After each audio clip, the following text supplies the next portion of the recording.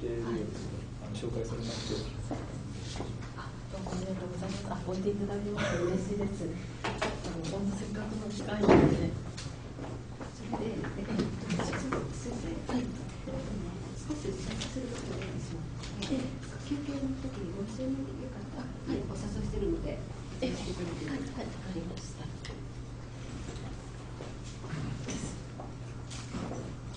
歴史はあんまり専門になりますけど、今日そういう話なので、はい、聞かせていただきます。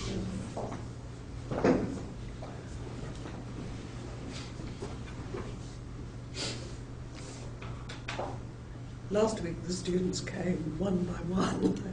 Oh, so a very bad habit. We can wait for another minute or two, but then we'll see. They all came in the end, but it took a while.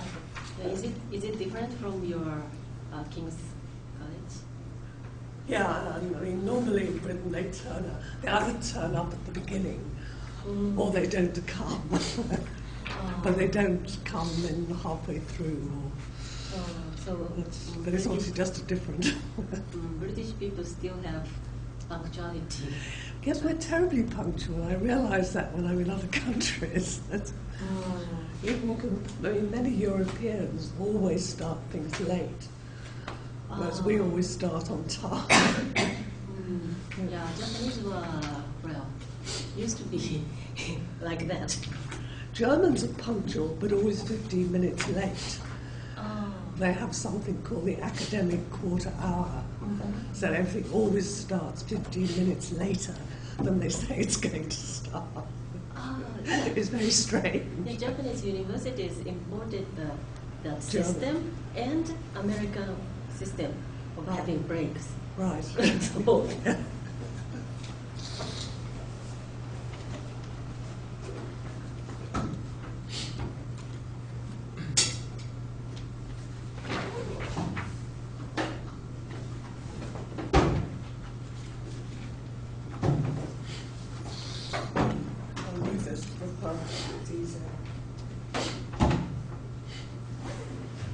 do you have enough space? Yeah, it's much easier for me to see the screen closer to people. Yeah.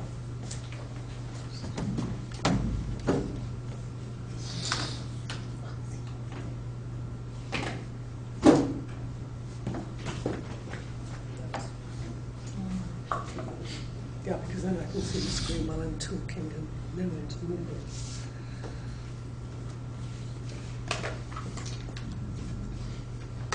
Maybe you don't have to wait. No, I'll start now.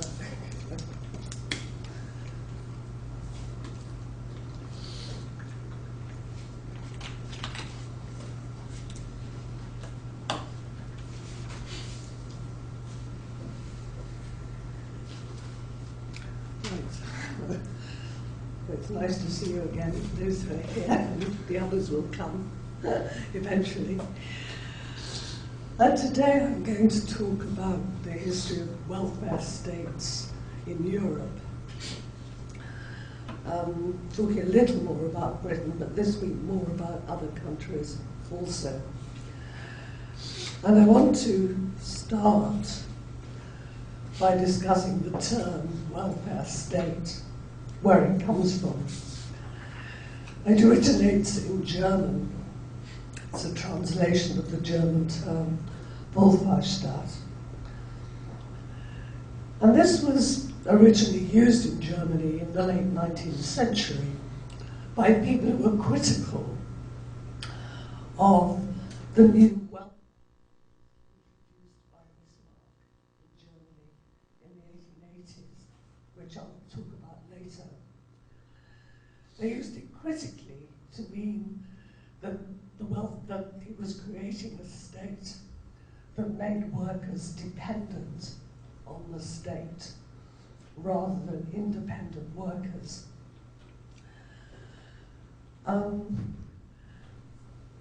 The term was translated into English as welfare state and adopted in Britain in the 20th century.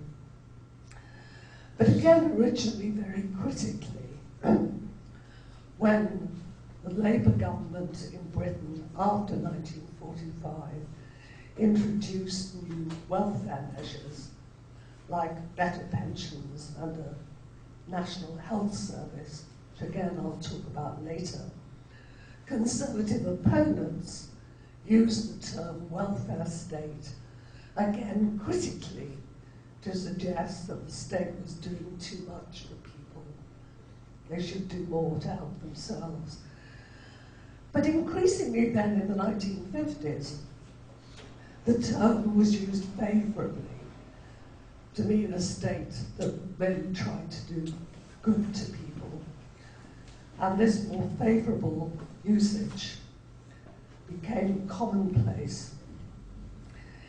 It's different from the way Americans use the term welfare, which is much more, again, as a term to suggest that people are dependent. Living on welfare is seen as a demeaning and a bad thing, whereas in general in Europe it's seen as an acceptable thing. I feel that in Britain, under our present Conservative government, it's taking on the American meaning, but I'll talk about that later. They're very influenced by right-wing Americans. Right, well that's just to explain where the term welfare state came from, because it's so commonplace in Europe now. What it actually meant, and has come to mean, certainly since the Second World War, is that nation-states devote their resources to reducing deprivation and poverty among the population, and to providing essential services, including pensions, healthcare, education. This was a contrast to the way the role of the state was seen in most of 19th century Europe, where it was believed that the state should hold back and encourage the free market and the growth of the economy. Those were seen, even in the 19th century, most governments were doing rather more to help the welfare of the population.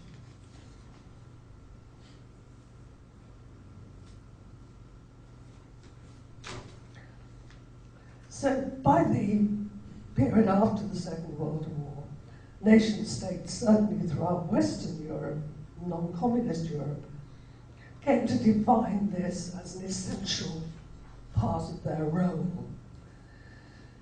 ensuring to some degree an adequate standard of living for their citizens. And this also included trying to provide enough work for employment as well as welfare.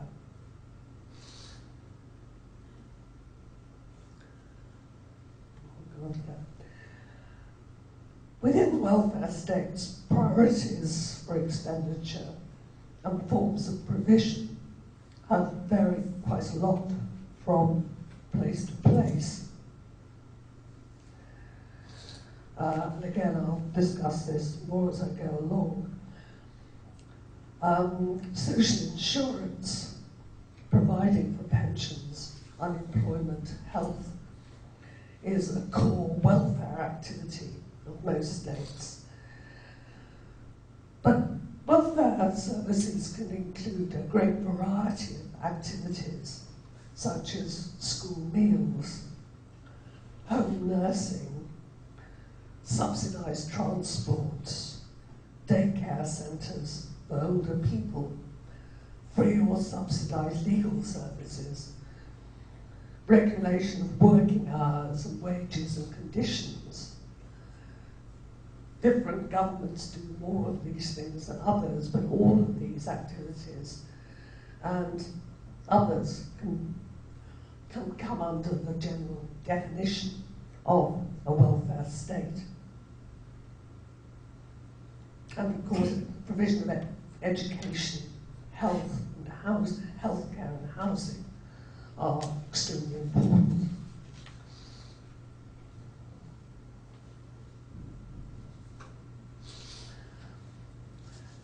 But the welfare state is very much a creation of the 20th century, and particularly the second half of the 20th century in Europe. Before the 20th century, most countries had some kind of publicly provided poor relief system, often provided at a local level and financed at a local level. Britain had what was called a poor law from as early as 1601, which was administered at a local level and financed by local taxes, but within a framework of national law. And its purpose was to give basic support to people who lived in the local community, who couldn't support themselves and who didn't have families to help them. The obligation of families to help their family members was written into the law. And the poor law and this obligation continued in Britain until 1948. This meant that not only parents had responsibility for children, and children as they grew up for their parents, but also grandparents had responsibility for grandchildren, grandchildren for grandparents. But the poor law did not expect families to help the poor if they were themselves too poor. The poor law existed to support those families who were too poor to help themselves and to help people who had no family and couldn't work. It was a very local system, and so aid was refused to immigrants from other districts. If they stayed long enough in the district, they could acquire a right to relief. But new immigrants were refused. So rather in the way that modern states refuse welfare to new immigrants, except on certain conditions, and until they become citizens of the country, or they give them less favourable welfare treatment. So the local districts did this in the past. So hostility to strangers in welfare systems is nothing new.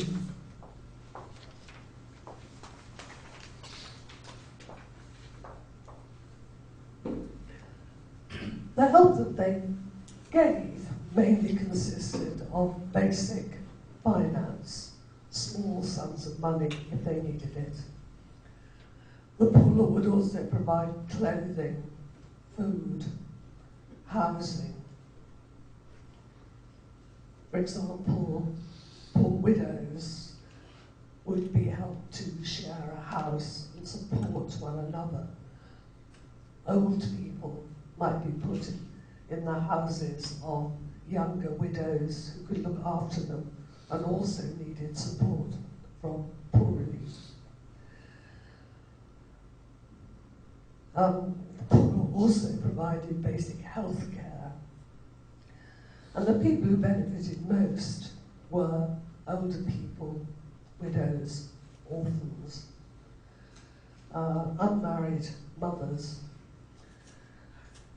In fact, everyone who was judged, disabled people, everyone who was judged not able to work for a living, those who could work were expected to do so, to support themselves.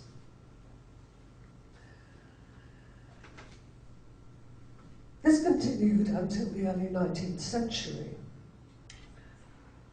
until in 1834 the poor law was tightened up, became more restrictive still. In particular, to punish people who didn't work. There was quite high unemployment, and it was believed that people were not working because they were lazy, not because there was not enough work. And so people who were thought to be fit to work were placed in new institutions called workhouses, which were newly built in each district and were rather like prisons. They were deliberately unpleasant places to live. They were meant to be less comfortable than the home of the poorest person in the community, so that nobody would go to them unless they were desperate.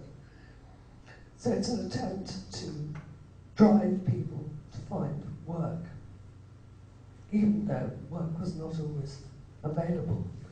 But that wasn't always understood. This system continued into the late 19th century. In fact, it continued well into the 20th century, but it was increasingly criticised as being too harsh on people who were poor through no fault of their own. It's partly because by the later 19th century, there's greater understanding of how economies work, and that unemployment could happen because of the cycle of the economy. There's problems in the economy, and not always just because people were lazy. And also recognition that people's poverty had many different causes, such as old age, sickness, or unemployment. And for different causes of poverty, people needed different kinds of help.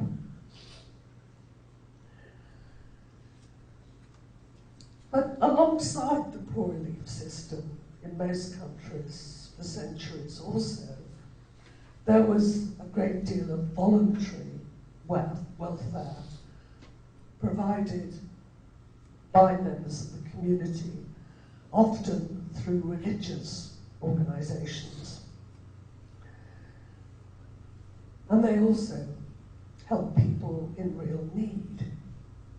For example, by founding hospitals, orphanages, care homes for older people, and for other kinds of need, generally less punitively than the poor law did. But they worked always very closely with the official poor law system. And the poor law might refer people who it thought were very poor but deserved good treatment to voluntary organisations. I'll talk next week more about the history of voluntary action, which in Britain, but also in other European countries, has always worked very closely with state action. So that was the poor relief system in Britain before the welfare state. There were different arrangements in other European countries, and the differences are too complicated to try to describe. But every country had some sort of system of basic and usually local help for the poorest people. And usually that was supplemented also by voluntary action, as I say, often provided by the churches. So the poor everywhere had a basic possibility of support before the welfare state, but it was very basic.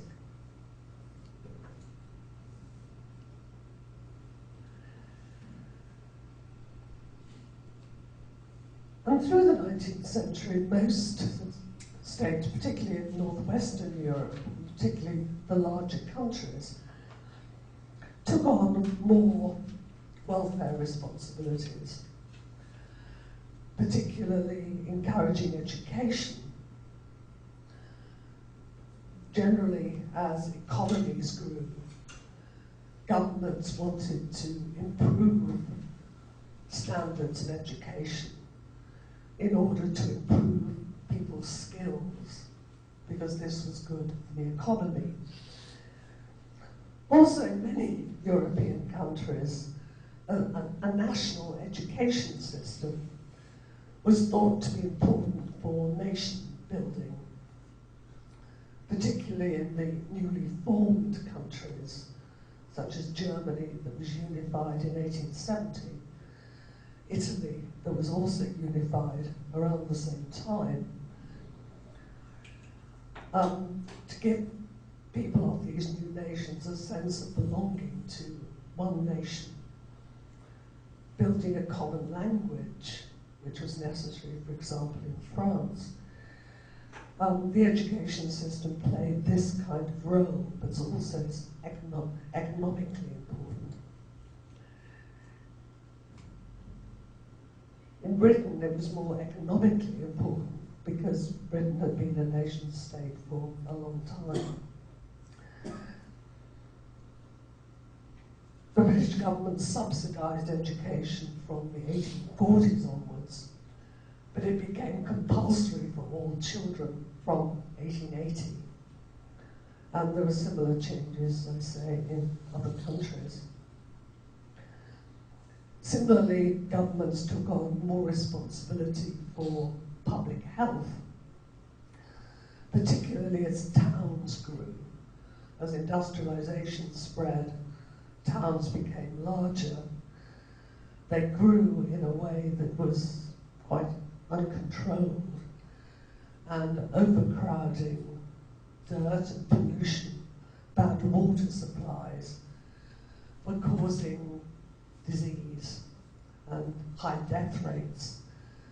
So in order to prevent this, governments introduced controls over the building of towns, the provision of water, the cleaning of towns, gradually through the late 19th and early 20th century, in order to reduce death rates and sickness rates.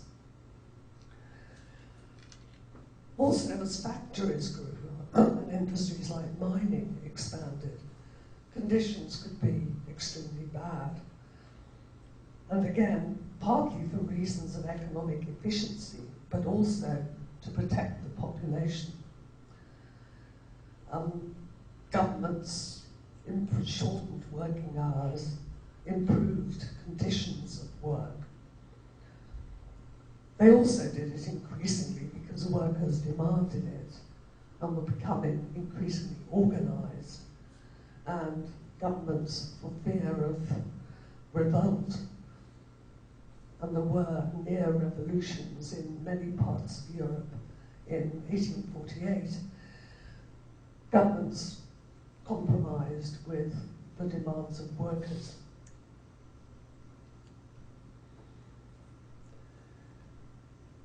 So in various ways, already before the later 19th century, governments were taking more responsibility for improving social conditions, partly out of concern for the state of health and living conditions of the population, but also because they were concerned about their own economy, economic success, and political security.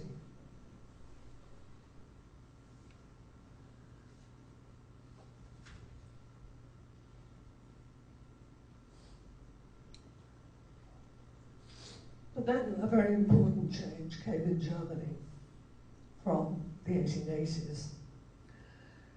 Bismarck, who was the first chancellor, the man politically in charge of the newly unified Germany, introduced the first ever national insurance scheme for sick and disabled workers. This was quite new. It compelled certain workers and their employers to pay a weekly contribution administered by the state, and in return they received a sum of money when they were too sick or disabled to work. This built on schemes that some workers had organised for themselves in Germany and in other countries, including Britain, since the beginnings of industrialisation, in order to protect themselves in a situation where there was no welfare state and the poor elite system didn't give great help. They got together in voluntary mutual organisations into which they paid a contribution every week and in return got a benefit when they were sick and unable to work.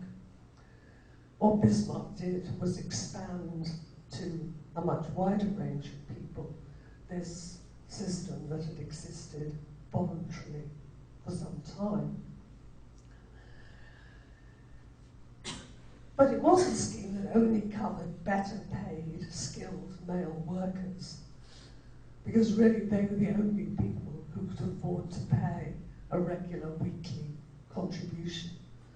It wasn't a great deal, but many people were too poor to pay even that. So it excluded most female workers. Well, it excluded females, whether they were workers or not, and also poorer, more casual, lower paid workers, and agricultural workers, who were most of the workers in Germany, in fact, most in the whole of Europe at this time. So it was a system that benefited better paid male workers, and this was deliberate because the scheme was designed not just to help the workers, but again for political and economic reasons. Bismarck was concerned that the left-wing Social Democratic Party was becoming successful in Germany, was winning the votes of many workers, and also workers were forming trade unions. And Bismarck wanted to convince themselves that his more liberal government could benefit workers just as much as the Social Democrats could. So by providing welfare, he hoped to win their support away from the growing socialist movement. He was also very keen to increase economic growth in Germany. That was equally important. Germany at this time was expanding its industry quite successfully. It was becoming a serious competitor to Britain, and Bismarck wanted to carry on with that, quite understandably. And so it was important to ensure that the most essential workers, the skilled workers in mines and factories, felt secure and also were healthy and so could work as effectively as possible. So again, welfare systems are being introduced not just out of sympathy for workers, but for economic and political goals. And welfare was seen as contributing to economic growth. It's tended in recent years to be criticised for undermining economic growth in advanced economies. But certainly in the early days, welfare improving above all the fitness and so the capacity to work, like providing education so the workers are more skilled, was seen as a really important contributor to expanding economic growth. And this was very much in the mind of Bismarck and his advisors. In 1889, he expanded the system to add pensions. So again, in return for an insurance contribution, these German workers received an old age pension. So it's the first state old age pension to be introduced in the modern world.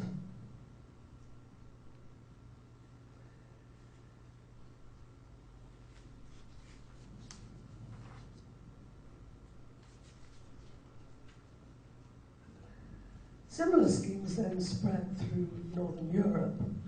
Other countries were interested in this new phenomenon, and working people often pressed them to introduce them.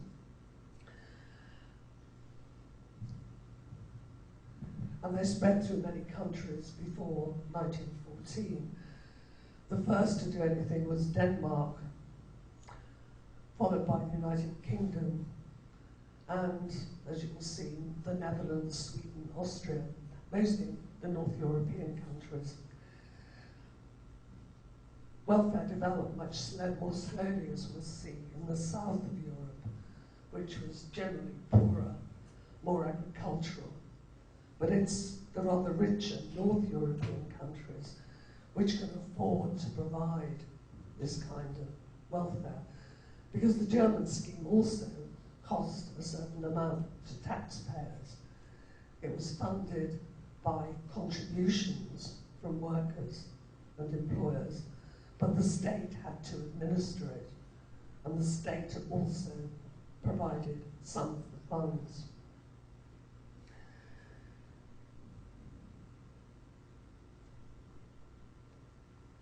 But the schemes that were introduced in different countries varied. They didn't just adapt the German model.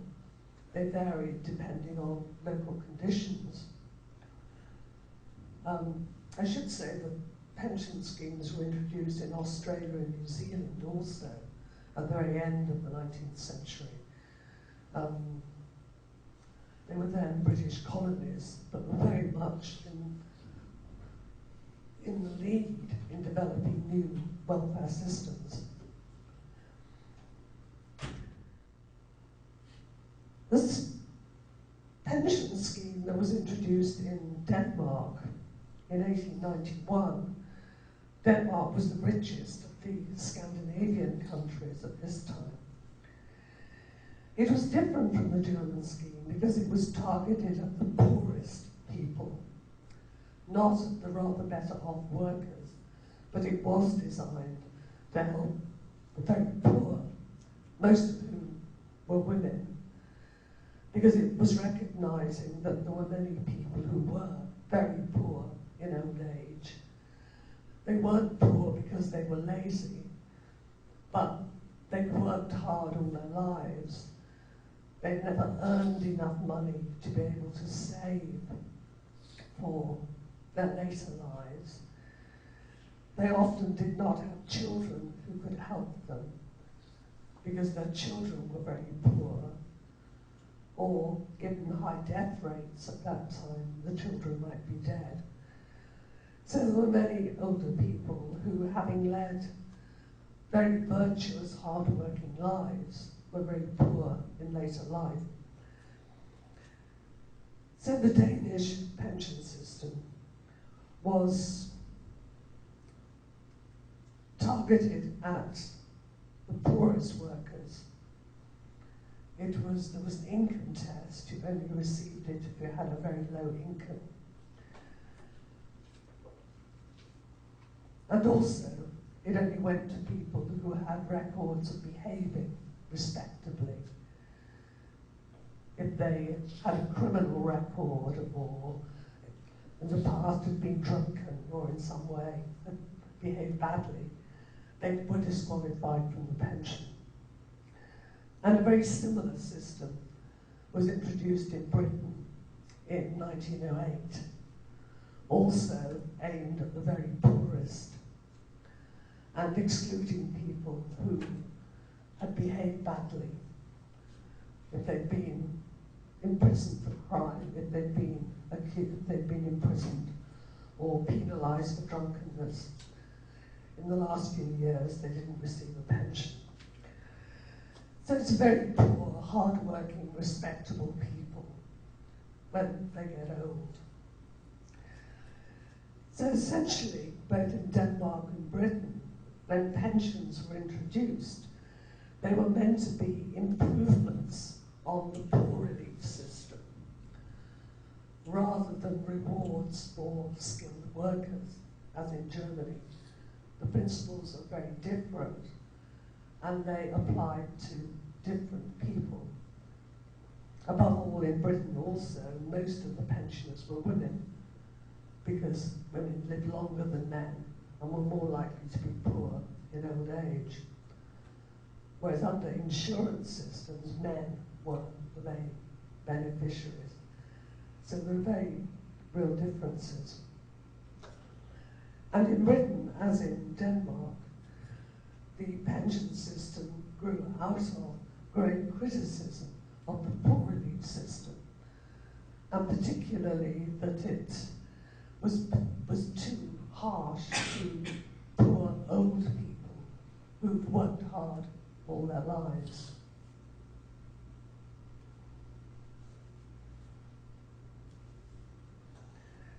And it's partly also because the number of older people was growing somewhat, that there was more concern about them.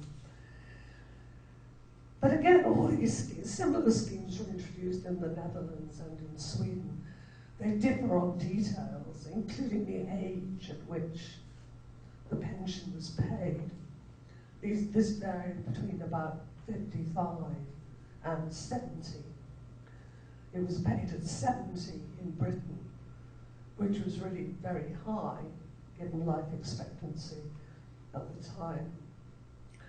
But the British government was not prepared to spend too much money on the pension. And one way of cutting down the expense was to pay it at age 70, because by that time, lots of people were dead, and so didn't need a pension. Another characteristic of state welfare, including pensions at this time, was that it excluded immigrants, just as the poor relief system had excluded people from other districts.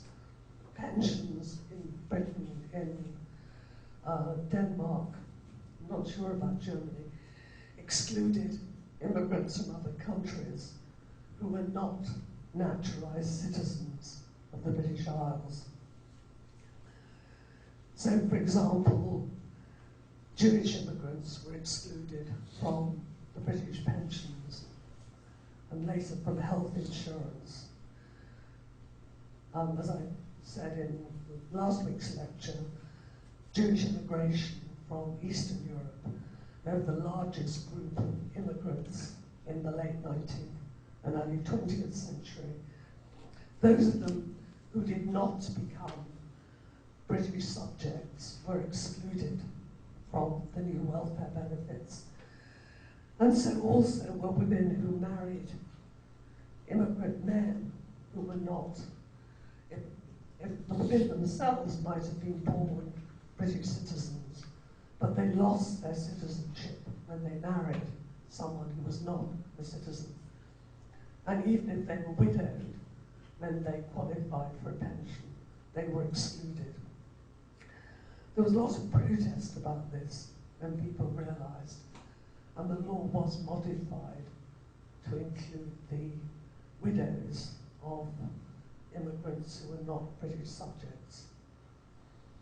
But the tradition of excluding immigrants was embedded in the new welfare schemes in many European countries.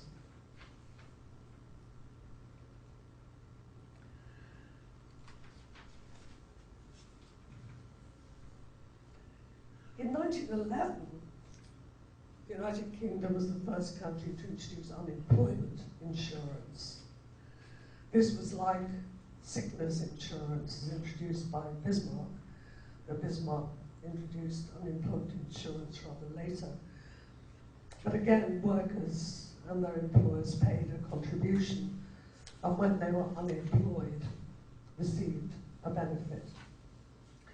At the same time, in 1911, Britain introduced health insurance, again, this time adopting the German model. And again, as in Germany, an important motive was to help to boost the economy. Because, again, it was skilled workers, better off male workers, who were included in insurance schemes because only they could afford the contributions.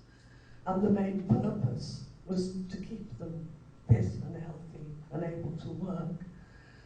And similarly, when they were unemployed, to keep them in good shape for when they went back to work. It was accompanied in Britain by establishing offices where workers could go to find out about the work that was available, known as employment exchanges. And unemployment insurance benefits were paid in those offices. So at the time when workers went to collect their benefit, they could also find out what work was available. This was adopting a model that some trade unions had introduced earlier. So the idea of insurance was spreading. But insurance schemes excluded not only immigrants, but also the families of workers. They covered only the insured worker. An exception to that in Britain was the maternity benefit. From 1911, the wives of insured workers, when they had a child, received a sum of money to ensure they got good medical care. This was at a time when there was concern about the high death rates of mothers and children. And this was designed to help to prevent that. There was a campaign by women, because the campaign for the vote, the women's movement is growing, and they demanded that this maternity benefit should be paid directly to the mother. As I said, in the case of family allowances, before, this was to prevent it being paid to the father, who might go and drink it away, rather than giving it to the mother to help her through the birth of the child. So it was paid to the mother. So the kind of welfare provision that's being made is gradually expanding, though it's still quite limited. And the fact that family, for example, under the health insurance scheme in Britain, insured workers had access to a doctor whenever and it was free, whenever they were ill. They could use a hospital only if they were suffering from TB, tuberculosis, which was a major killer at the time. So but hospitals couldn't do a great deal for people at this time, who were more likely to die of an infection who got in a hospital than be cured. Being able to go to a doctor and get medicine was more helpful. But their wives and children couldn't. And the only health care that many wives and children could get was through the poor relief system, which by the early 20th century did provide hospitals and medical care, but of a very basic kind.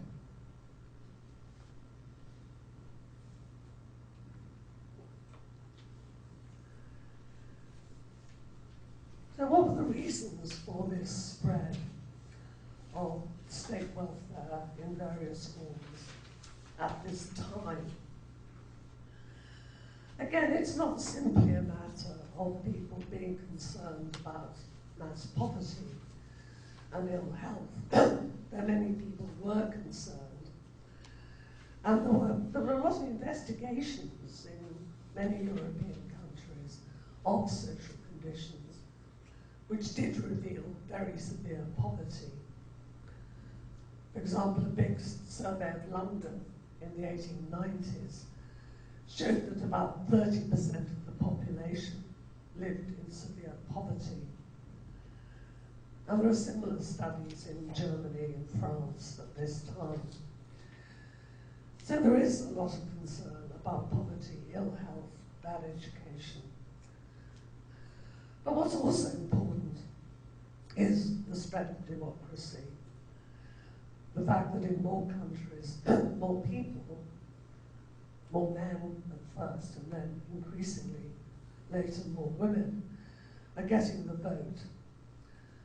And as a larger section of the population has a vote, governments have to listen to them and their needs. At the same time, in the late 19th century, the socialist movement was developing. I mentioned it in Germany, but there are socialist parties of various kinds growing in most, certainly North European countries at this time. And trade unionism was also growing. And they were demanding better social conditions. And politicians from the more centre and right-wing parties feel they have to listen to them. There's also a growing women's movement everywhere. Women were beginning to gain the vote and also demanding improvement, particularly for mothers and children, but in fact for everybody.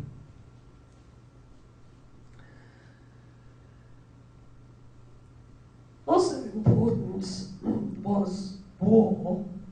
Became particularly important during the First World War, 1914 to 18, where governments felt that in order to keep the support of the population for the war, they had to deliver better social conditions, if not during the war, then afterwards, as a reward. And you can certainly see in Britain, immediately after the First World War, much more state investment in housing for working people, in education, in unemployment benefits, and in healthcare. Also very important, particularly in the years before, during, and just after the First World War, was the fear that I mentioned last week, that birth rates were falling everywhere, and that increasingly urbanized populations were unhealthy, with high rates of sickness and death, and that these would weaken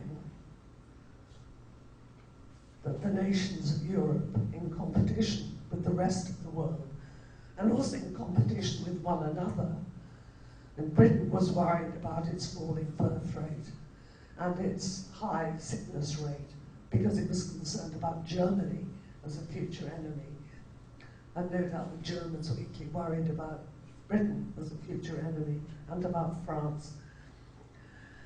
So there's a great fear about governments that their populations were becoming smaller and weaker, so they'd be less able to succeed in a world in which there was growing economic competition and also growing political competition and fear of war. The other thing that's happening before the First World War is competition among the European countries to build up colonies around the world. And again, they fear they won't win that race unless they have strong, healthy, fit, and well-educated populations. So all of these fears contribute to increasing demands for better welfare. For example, in Britain, the fears about the falling birth rate and the high death rates contributed to improved care for infants and mothers, to the provision of free meals in schools for poor children so they grow up healthy, and the introduction of medical inspection and medical care for poor children at school. So building up the next generation particularly, to ensure that the country was competitive in future was a real priority. And the First World War strengthened this because so many young men were killed in the war. Replacing them by ensuring there was a healthy young population coming through was an important priority. And it was one that women's movements could take advantage of, because it meant politicians were listening more carefully than usual when they demanded better care for mothers and children. So they were able to use that political moment to be successful. So state welfare began to get established in the early 20th century for a lot of very complicated reasons, which have as much to do with the desire for economic growth and success in war, as with humanitarian concern for poorer people. It's a mix of all of these changes. And there's a concern about the internal political stability of countries. If you keep protesting workers happy, then they're less likely to cause trouble and instability.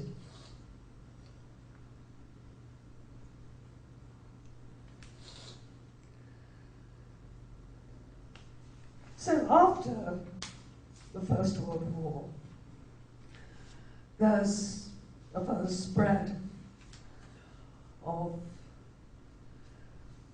welfare activities, particularly where there are social democratic governments in place. For example, in Weimar Germany after World War I. Something else that's impelling change between the wars is countries of Western Europe being very worried about the 1917 Russian Revolution and the fear that similar socialist movements will grow in their own countries unless they can show the mass of the population that liberal governments can provide for them.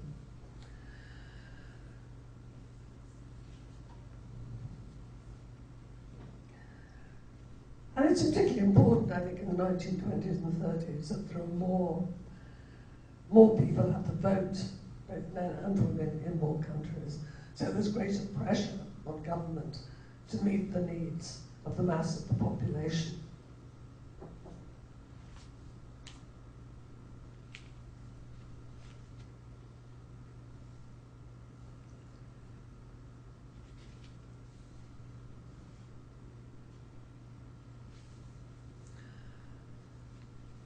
The right-wing governments that grew in Italy from the early 1920s, in Germany and Spain and Portugal from the 1930s, also both continued the welfare measures that were already in place in their countries, though there were very few in Spain, also developed new ones, particularly to try to boost the birth rate for the kinds of reasons I've already given, but also to win the support of the population. But what these countries had in common was their exclusion of people they regarded as coming from impure races who would pollute their own race, such as Jews and Gypsies. So even if they had citizenship, like many of the Jews in Germany who were German citizens and long-time residents, the very fact that they're Jews excludes them. It's a racial rather than a test, rather than one of citizenship, which had been the conventional one. So the right-wing governments expand welfare in many ways, but only for those people of their population that they judged to be pure members of the nation.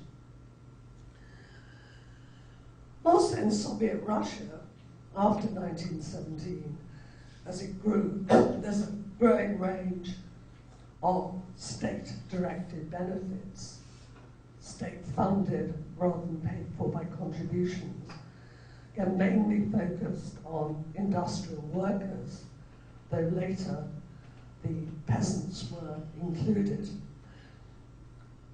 And Soviet Russia in its early days was very poor, had limited resources. But there was an expanding range of benefits, particularly for the towns and particularly for workers, which continued to expand through the 20s and 30s and beyond. In most of Western Europe, there's a continued expansion despite the fact of economic depression in the 1920s and 30s, which pervaded Europe with very high levels of unemployment, particularly in Britain, which had probably the longest period of unemployment from 1920 through to 1940. But in spite of this, there's the growth of welfare provision. Again, it's the opposite to what we've become used to in the late 20th century, when whenever there's an economic crisis, welfare gets cut. In this earlier phase of economic growth, welfare was seen as essential to revival of the economy. Again, by helping people to get fit, by building schools, hospitals, better housing for workers, better facilities, better roads, baths, community centres of various kinds. You created work for people by the very fact of building them, and you created a healthier and stronger workforce for the future. And so there are improvements in healthcare, in housing, in many places provided by employers for the same sort of reason, and not just by the state. Improvements in education, more schools built and educating people to a higher level, despite the fact of depression and unemployment. It's partly the attempt to revive the economy. It's partly also the pressure from this expanded, more democratic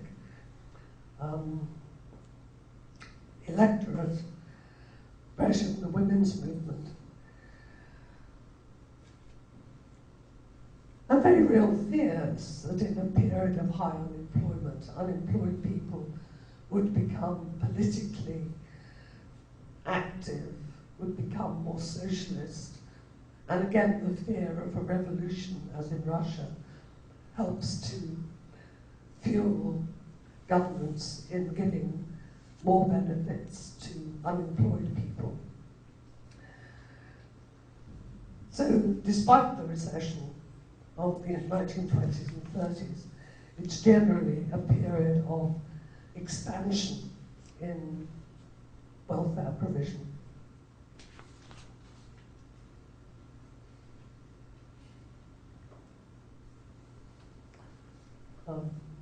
Sorry, that's what I've just been saying. I thought I've got another slide.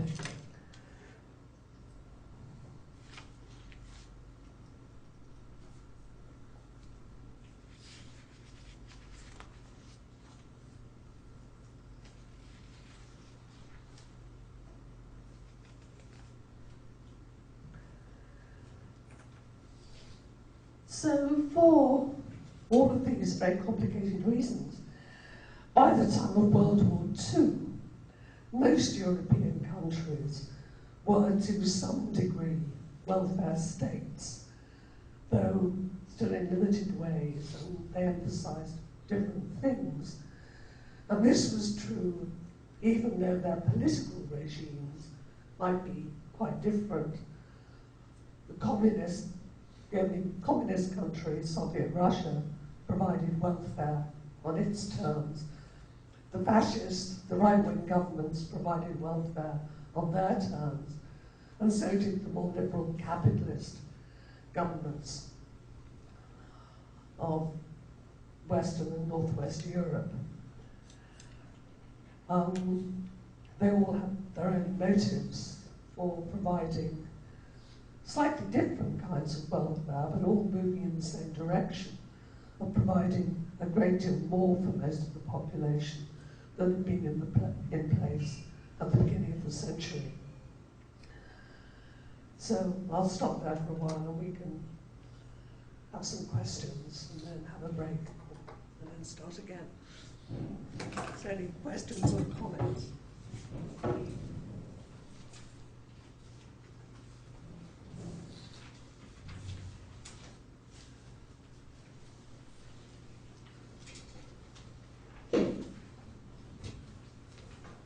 So I have to try and cover quite a lot of ground. If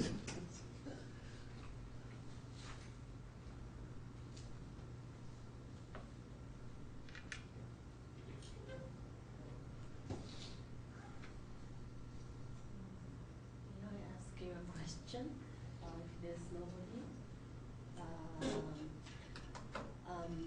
it might be the topic of the next lecture, but I was really intrigued by the point you raised about the difference between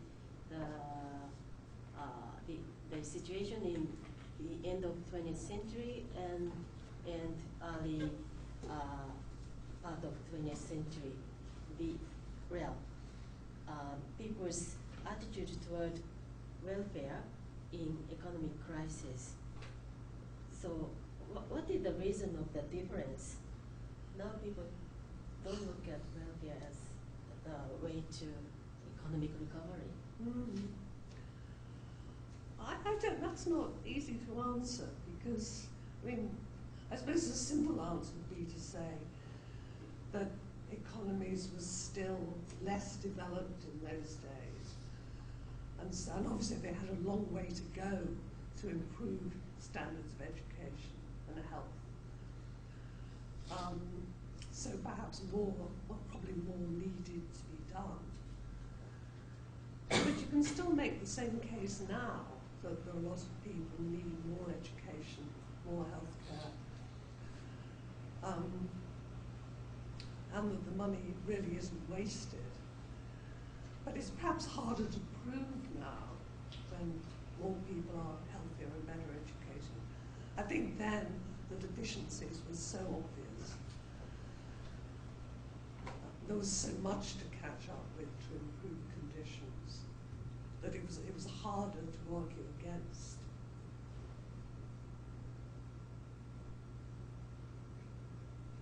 But I don't think that's the whole answer. I don't quite understand it.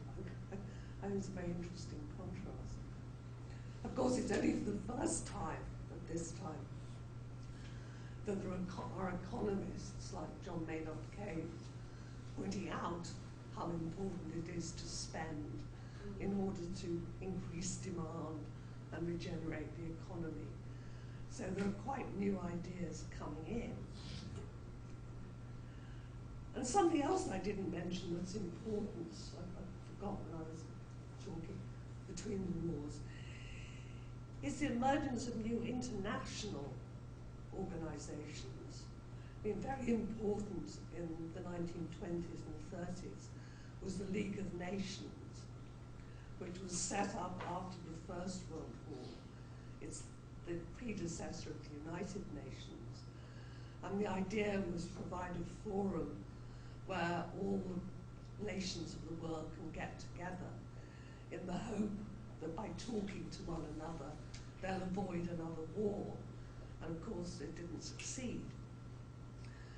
But one of the things the League of Nations did was set up other institutions, rather as the United Nations did. And an important one was the International Labour office.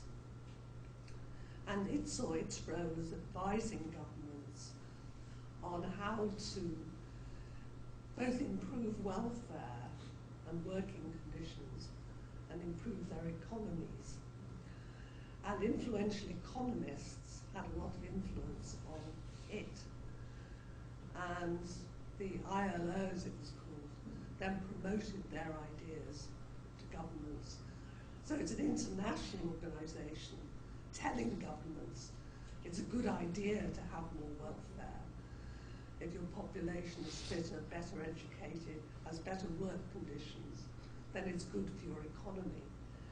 They also promote maternity benefits from 1916, saying, you'll help your women workers, they'll be fitter when they come back to work if they have maternity leave and pay.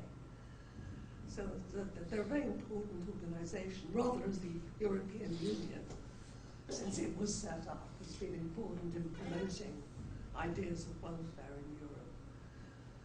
The League of Nations was doing similar things, also promoting racial and gender equality. It's quite an interesting organisation.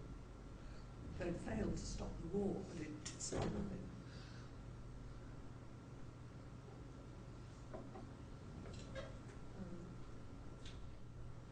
I have a comment, and it's sort of a question, and it's also related to the previous question.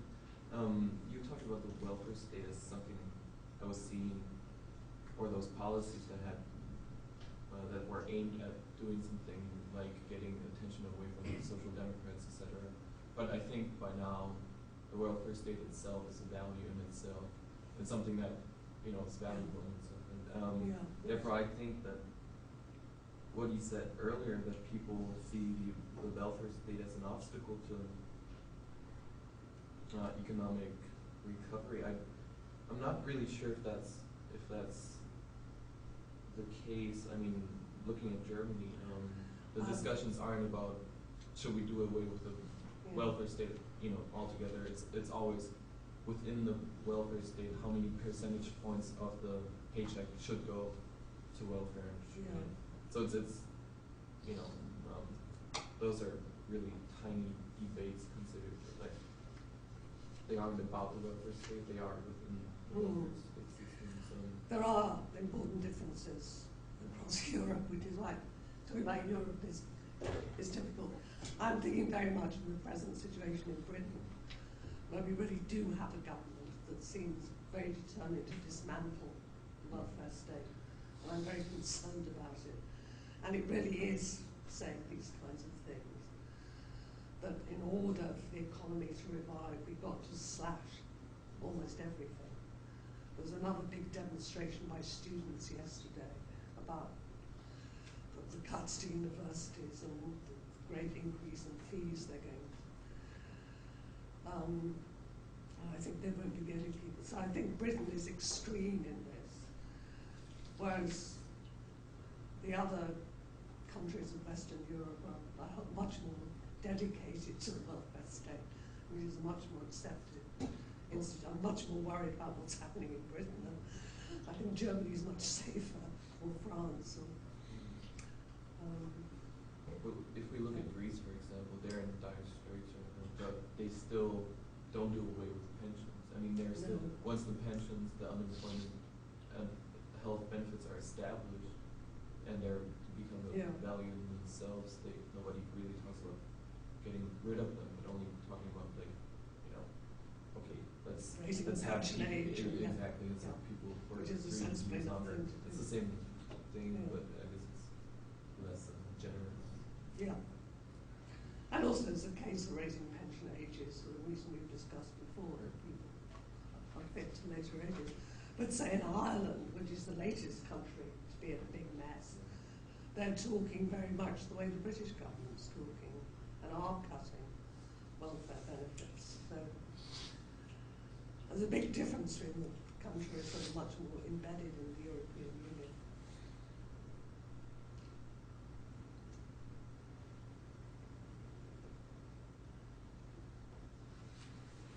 Relating to this point again, don't do you think there's an effect of the disappearance of the fear of socialist revolution? Yes, that's probably it too, yes. Yeah. That there isn't that fear impelling them any longer, particularly since 1989. Because really, socialist movements are not particularly strong anywhere.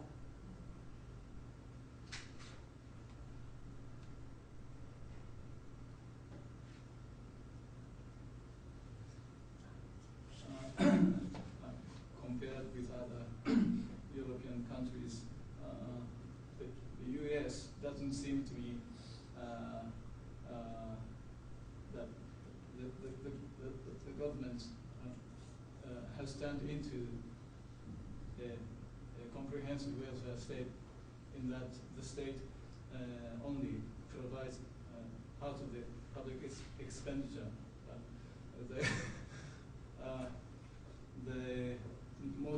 Many of the population has been excluded from the public medical expenditure, etc. Have you got some comments on the history of U.S. welfare state? Well, the US is very different from Europe. But it obviously doesn't have the same tradition, and does have a very, and the debate about health insurance in the United States look quite bizarre from Europe. They're really quite terrifying. The way they don't seem to understand that 40% of the population has no health care. And they regard the European systems as far left socialism, and just provide adequate health care for most people. I don't understand the United States. I do find it, I mean, it is very different. And it's such a diverse country. I mean, most of the people I know in the United States are actually quite sensible, liberal, left-minded people who are as horrified as I am by what's going on. And there's obviously a very strong right-wing movement at the moment. But I am worried that that's influencing our government a bit too much, and we've always been rather closer to the United States than many other European countries.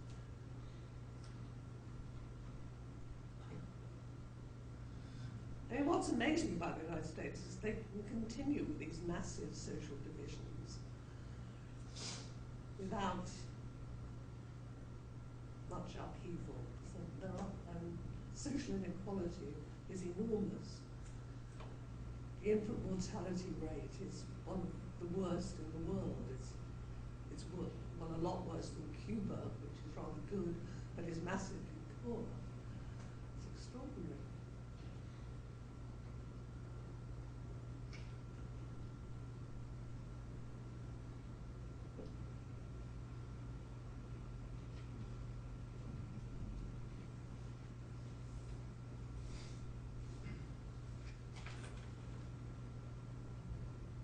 So the term welfare still have the meaning of dependency on the. Well, it does in the US. United States, yes, and that's been a difference in language. But what is worrying is the way our new government has started using it in just that way, as though being on welfare is something terrible, that people should be despised and forced to work, which I don't think would be how people talk in Germany or in most other Western European countries. It hasn't been the way they've spoken in Britain, and most people still don't, and perhaps this government won't last, but the change in language in a few months is really quite disturbing.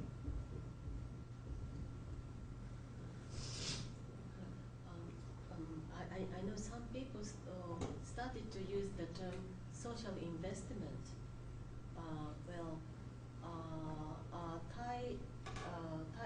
Thai demographers who gave lectures last year didn't use the term welfare. In the context, we should call welfare. instead, they use the term social investment because they said welfare is not a good word. It means dependency. Yeah. Dependency. Mm. Well, that makes a lot of sense because it is social investment, and that's clearly how it was actually being thought of in the early 20th century. And it wasn't, the language wasn't there then. Mm. But that's what they're talking about. If you're saying we need to spend more on healthcare, education, housing, that is social investment. And maybe that's the language that needs to be. I mean, certainly, as I said at the very beginning, the idea of a welfare state in the very early days was used very critically by opponents of Bismarck in Germany and opponents of the Labour government in Britain, precisely because they thought welfare meant dependency. And William Beveridge, who I'll talk about later, who was produced the great blueprint for the post-Second World War welfare state in Britain, he didn't like the term welfare state for that reason. He preferred the term social service state, which again has got similar connotations. You encourage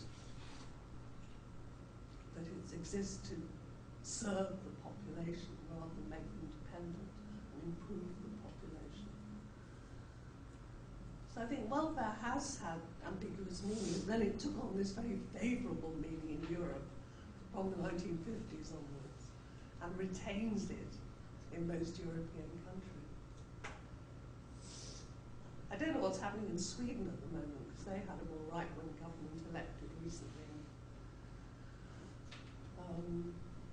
Haven't heard much about what's going on.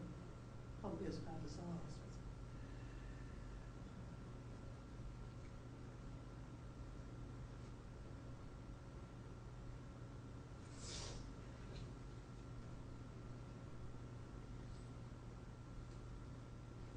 Any more questions or comments?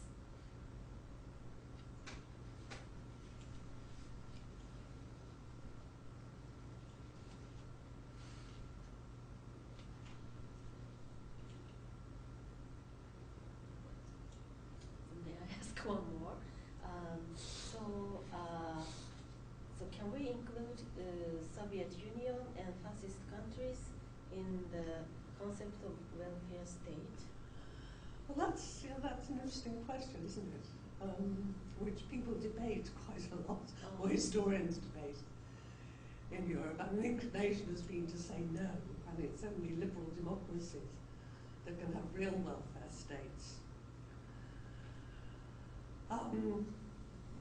And certainly, if you say that a welfare state should be inclusive of everybody in the population, the fact that the fascist states excluded certain people, but then we've always excluded people if they happen not to be British or Dutch or whatever. They're not in the same sort of racist terms, and we didn't, of course, try to exterminate them.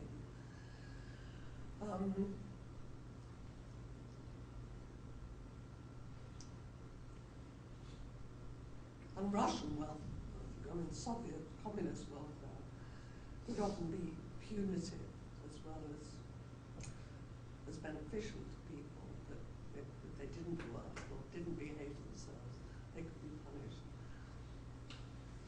But there's always been a certain punitive element in other welfare states.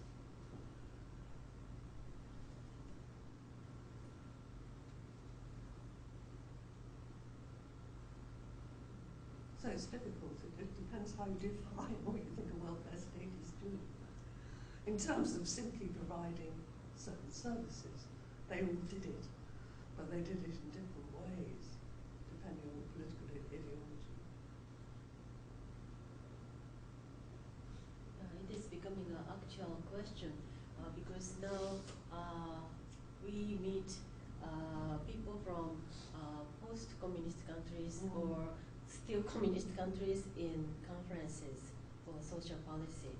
So sometimes the Chinese scholars use the classifications classification scheme by Espen Andersen to understand their situation. But that is the classification of welfare capitalism, but they do not mind to use categories to explain Chinese current situation. Right. I mean, I don't think Espen Andersen's categories are very helpful for anybody because they're too crude, and they do lump Britain in with America much too easily, and I think wrongly.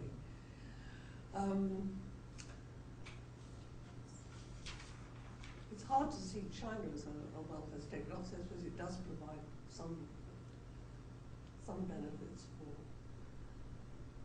for many people. I think we need much more complex typologies than Espen Andersen's or any other that we've got to analyse the differences in social welfare regimes. I mean, certainly the European communist countries did provide very comprehensively, and since 1989, many of them got very much worse systems, say of childcare, which very much deteriorated. Pensions have got very much worse.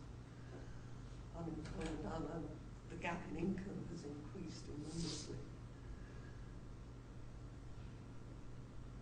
I mean, East Germany was an exception because it was able to be absorbed into West Germany at a certain cost, but it was, but Poland, Hungary, particularly, many services got very much worse.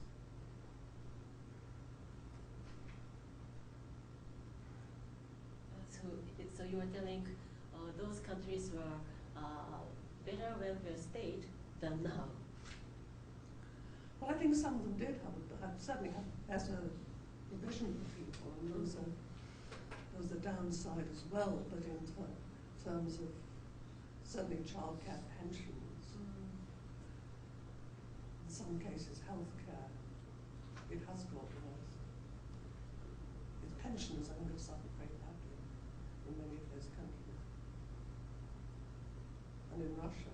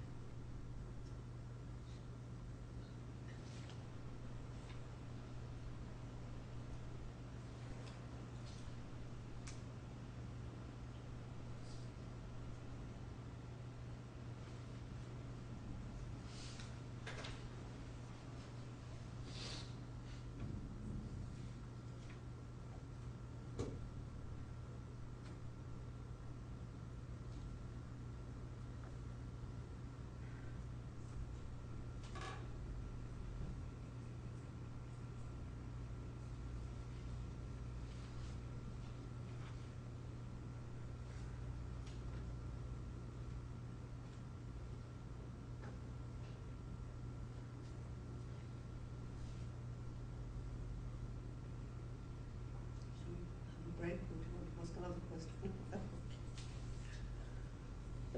Right, let's break for 15 or 20 minutes. So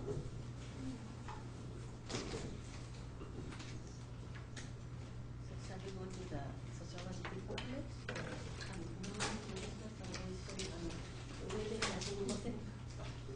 And welfare, actually, Wohlfahrt, as I was using Wohlfahrtsstaat, is actually something that would be given to very needy people, like gifts and those kinds of donations.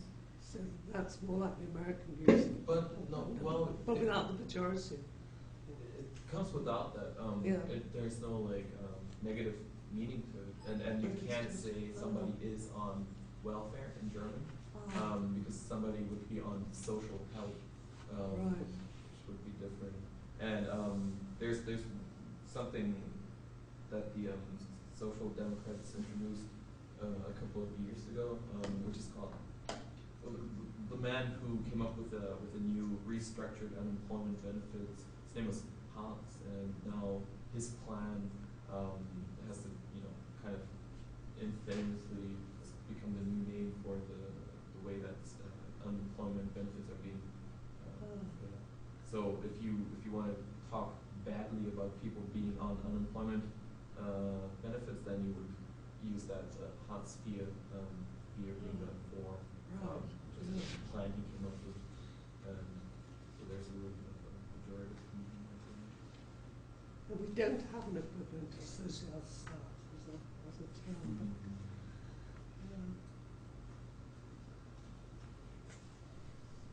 The subtleties of terminology which across the countries, but they stand for different ideas, different conceptions of the state as well. It's very interesting.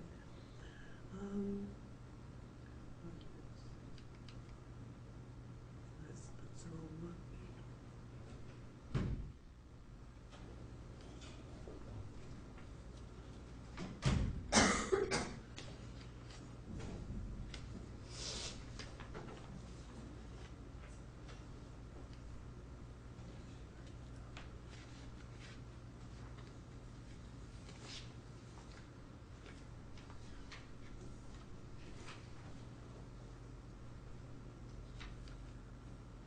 Somebody tell me which. Sorry. I can help.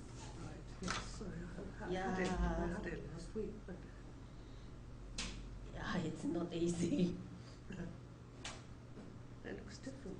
It looks different from last week.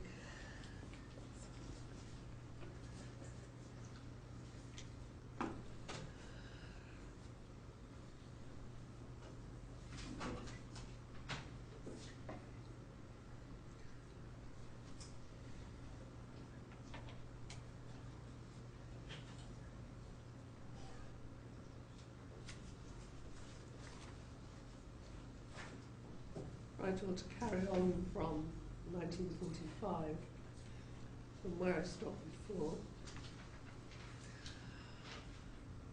welfare states, particularly in North and Western Europe, expanded during and after World War II, particularly fast under governments in countries which didn't suffer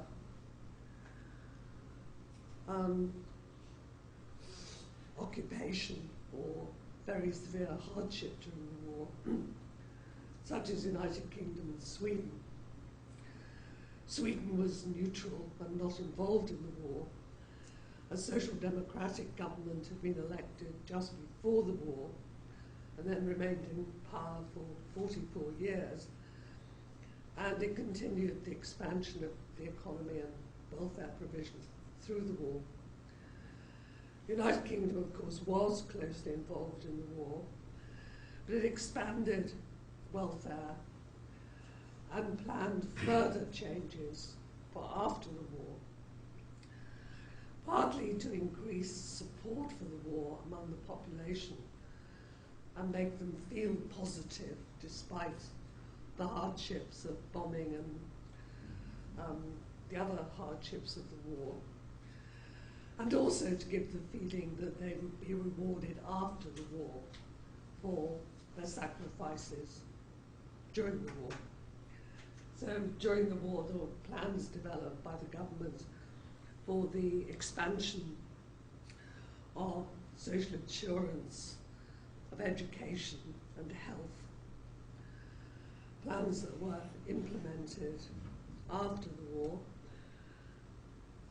by a Labour government. It was the first majority Labour government elected in Britain in 1945, and then that expanded what came to be known as the welfare state. But other countries also, particularly as they recovered from the war, expanded welfare, and again for mixed motives. One very important motive in Europe from the late 1940s, well, during and after the war, was to prevent the return of the economic crises of the 1920s and 30s. There was a very strong commitment everywhere to building economies of full employment in place of the high unemployment before the war. And also to prevent the political crises of the interwar years with the growth of right-wing governments.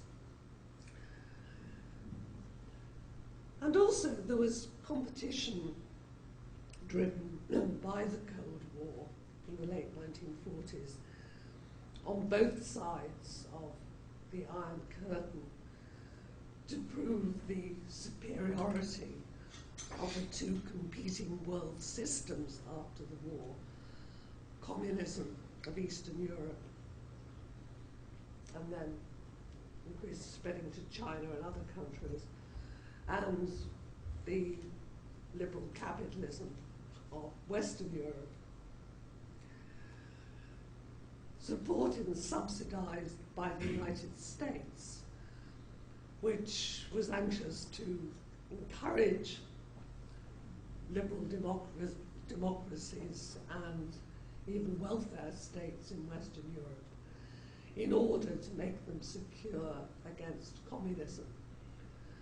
There was quite a lot of suspicion in the United States of state welfare because it was regarded as too socialist.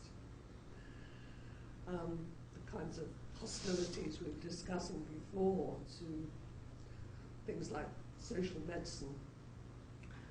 But still the United States did pour a considerable amount of funding into Western Europe to build up its economies and its social provision in the late 1940s and early 1950s. And again, strong welfare provision was seen as contributing to economic recovery and growth. Again, improving healthcare, education, and social services, which although they'd been improving before the war everywhere, there was still a long way to go.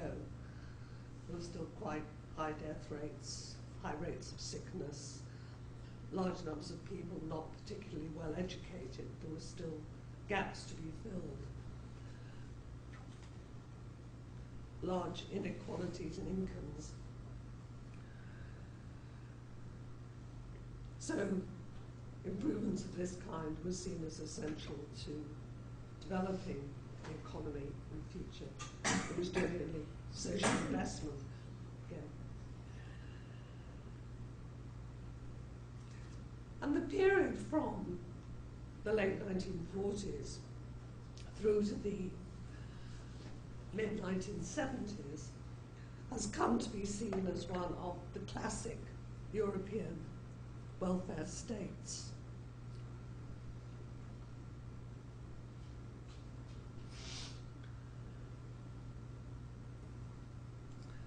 With Sweden very much in the lead and seen as setting the standard for other countries, because Sweden is a relatively small country compared, say, with Germany, Britain, France, and with quite the same diversity between rich and poor, but it did achieve that partly by very rapid development of social provision from the 1940s onwards. But again, it has to be remembered that in all countries, other institutions provided in important ways for welfare. Voluntary institutions continued to be important, often associated with churches. And also it has to be remembered how important the family has been everywhere for the support of family members in need. The family generally meaning women in the family, caring not just for young children, but for older and disabled family members. So the provision for welfare has to be seen as something in which the state, the family, and the voluntary sector work together, but with the state often supporting the family to greater degrees in some countries than others. It's not the case in most countries that where state welfare grew, it pushed out family care or the voluntary sector. Certainly it's true in Britain, and I'd be surprised if it wasn't true in other European countries, that they've continued to be very strong. And if anything, state support makes it easier for families to care for, say, older people. If there's a sick older person, it's easier for the family to help if they've got a nurse coming in to help them, for example. So it's certainly sometimes said, in fact I heard it being said on the British radio this morning when I was listening, that the growth of the state pushes out the voluntary sector, but it certainly isn't true.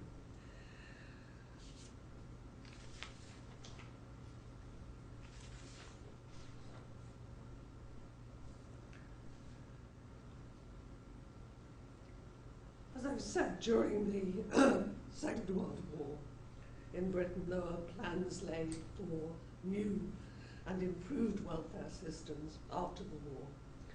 Very importantly, in 1942, a report written by a man called William Beveridge, who had been involved in social issues since the beginning of the 20th century, when he'd written an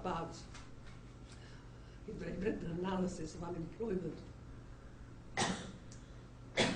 and influenced the introduction of unemployment insurance and employment offices, exchanges in the 1900s. So he had a long record of involvement in the British welfare state. He was set by the government to survey and recommend improvements to the social insurance system. And he recommended integrating the different systems that had built up since the beginning of the century for old age pensions, widows' pensions, which had been introduced in 1925, sickness insurance, unemployment insurance, maternity benefits, recommended their integration into a single system, and also that it should cover the whole population.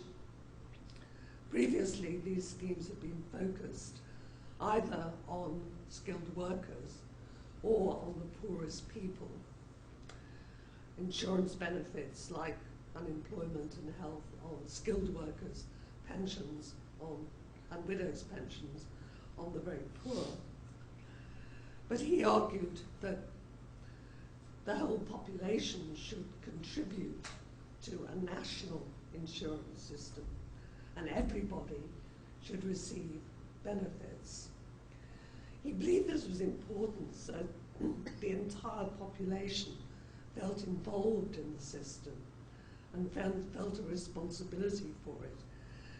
This was precisely to avoid welfare being seen as something to be disparaged and only for the very poor, for those who couldn't help themselves. He felt that everybody should feel that they had a responsibility to contribute towards the needs of others and also should benefit. But the very rich were taxed on their benefits, so there's a redistributive element in the whole system. He felt that assisted social integration, a genuinely kind of social state where everybody felt that the welfare system belonged to them and so had an investment in keeping it going. There's always the fear with the welfare system, if it's concentrated only on the poor, then the richer taxpayers may vote to get rid of it, as has tended to happen. So he believed very strongly in promoting social solidarity between classes.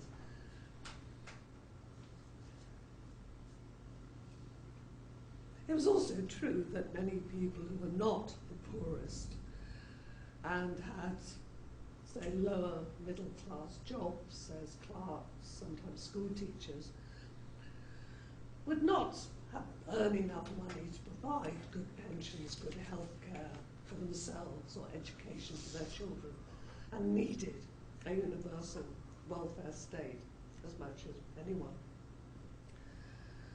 But Beveridge also believed that social insurance benefits should provide enough for people to live on when they were sick or old or unemployed, but not more than that.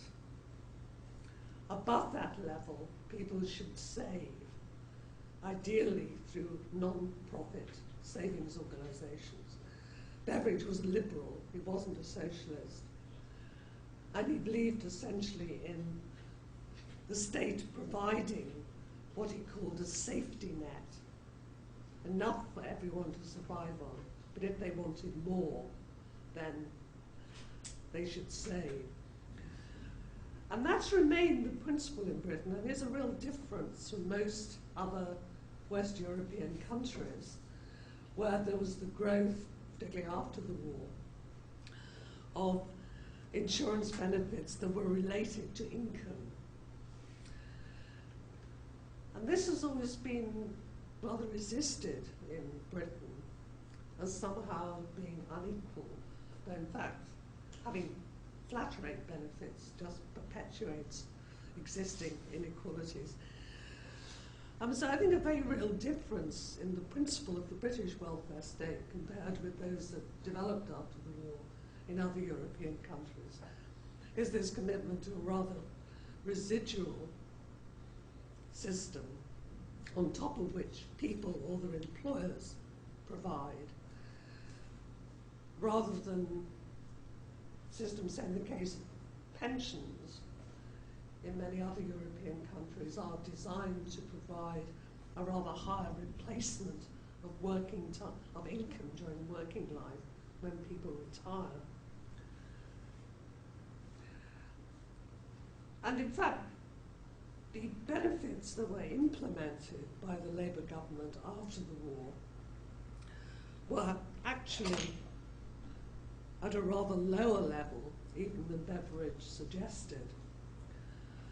They miscalculated the level at which they should be paid. Also, Beveridge wanted them introduced over a long period so that they could build up to an adequate level. Labour wanted to introduce benefits very quickly, and they were actually quite low. So we have had, since the Second World War, actually the worst state pensions and benefits in Europe. And poorer pensioners always had to supplement them with income-tested additional benefits. Alongside social insurance was introduced something called national assistance, which replaced the old poor law and which provided these income-related supplements for very large numbers of poor people, especially women.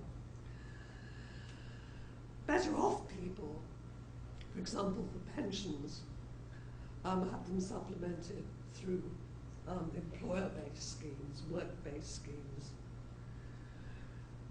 which were reasonably adequate. This is true also in the public sector, but tended to discriminate against women and the low paid, because the pensions were related to years of work and levels of pay. Women worked for fewer years, mainly, particularly if they had children, than men, and had lower pay, and so tended to have lower pensions later in life, and that's still true. Most European pension schemes also have a large employment-related element, but much more strictly regulated by the state and generally more generous. They're still tending to discriminate against people who don't have long working records, like many women.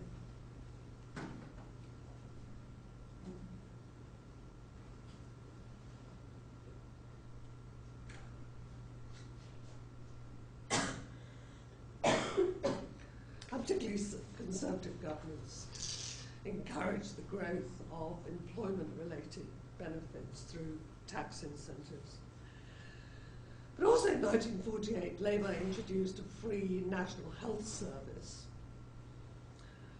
which, unlike those in some other European countries, doesn't require any kind of payment when they visit a doctor or hospital. In some other countries, you have to pay and then it's reimbursed. But the system introduced in Britain provided free attendance by a local doctor, free hospital care, free medicine. People from 1950 had to pay a small amount for medicine, dental care, and a whole range of services such as eye care, spectacles became available free on the health service, dentistry, which had not been so before, which was a massive benefit to many poor people. For example, it's been a habit among some working class people before 1948 that as a 21st birthday present, sometimes people would have their parents would pay for them to have their teeth removed and have new dentures for the rest of their life to save them the pain of having bad teeth and or the cost of going to a dentist. It was so expensive. And people wear the spectacles that were left to them by dead relatives because they couldn't afford to buy new ones. And I imagine this must have happened in most countries before there were health systems. But the advantage of a national health service was people no longer had to do basic things like that seem unimaginable now. But I do wonder what happens in some parts of the United States. So, whereas the social security system implemented by the Labour government had considerable weaknesses, the health service was much more successful and has continued to be extremely popular and on the whole very effective. There was also improvement in education. The school leaving age was raised to 15, having been 14 before. There was the expansion of social services and also subsidies for people to use the legal system, which made it possible, for example, for some people to get divorces who couldn't afford it before. So what was implemented was quite a wide-ranging new set of welfare provision in Britain, and in other countries similar but not the same things developed in Western Europe in the years to follow.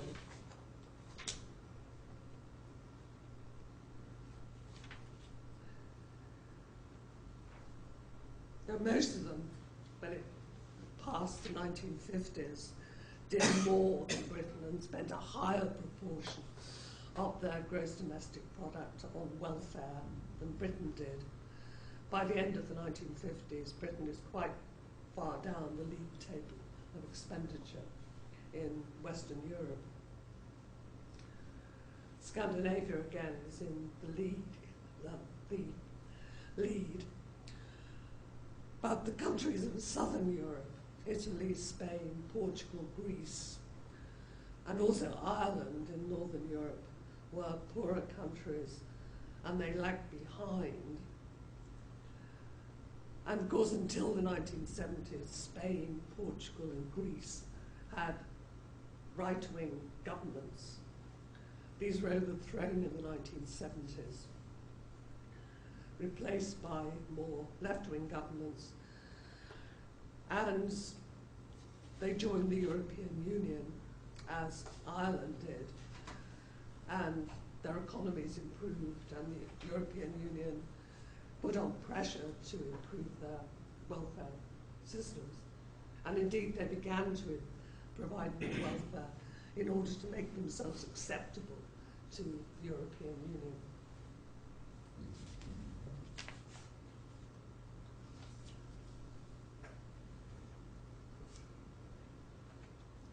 Ireland previously had been much closer to the British system, but without making the improvements after the Second World War, because Ireland had been part of the United Kingdom at the beginning of the 20th century, when pensions and insurance were introduced and compulsory state education.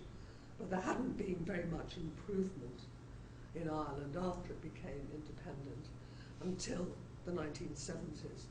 So by the 1970s, it was really very backward in Northern Europe in the development of welfare provision. And it was a poor country with very high migration out of Ireland to other countries, which is happening again now that it's having an economic crisis.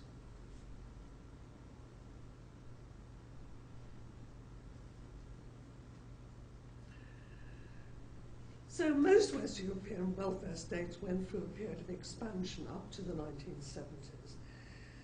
It's important in all of them that not only is this a period of expansion of welfare, but it is the most unusual period of full employment. The first sustained period of full employment in peacetime in European history. And it went on for a long time, and that was probably more important in raising standards of living. The fact that more people were in work all the time and had adequate jobs and could begin to save and improve their standards. And in addition then had the support of a welfare state when they couldn't work, which really did bring major changes in living standards in the 50s, 60s and into the 1970s. And with it, a narrowing of the income gap in most of these countries. The noticeable narrowing from the end of the Second World War. What welfare states did in most countries was to create what Beveridge had called a safety net. So the poorest people did not fall so far behind the rising living standards of everybody else that they would have done before. People who couldn't work because they were too old or sick or unemployed didn't fall so far behind. They fell further behind in Britain than elsewhere, but even there, not as far behind as they would have done before, and indeed have done since the 1970s.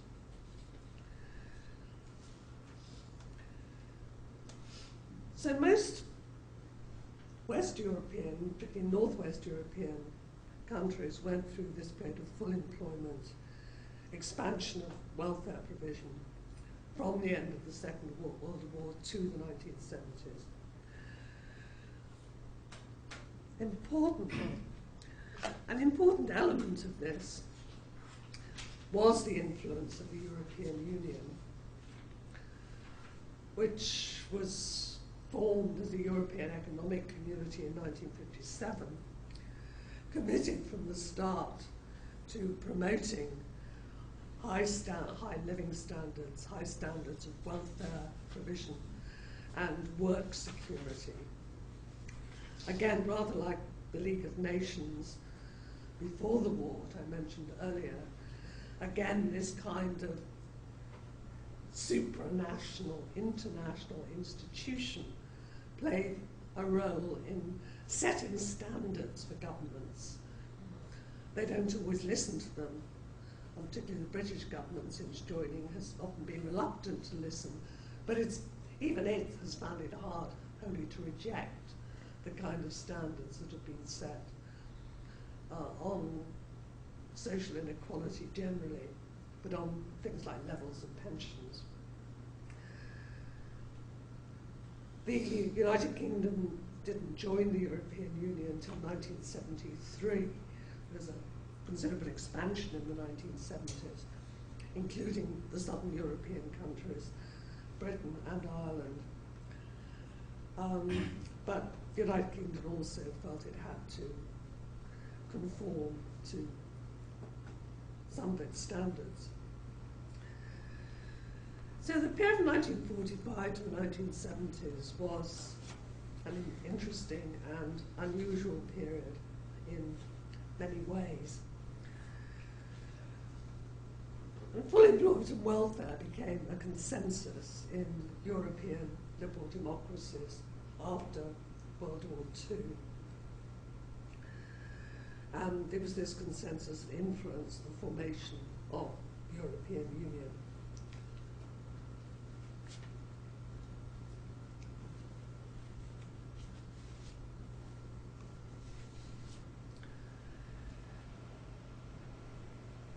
In Eastern Europe from 1948, when communist regimes were in charge, providing, as I was saying earlier, state-centralized welfare, security of employment, and theoretically there was no unemployment in the communist countries.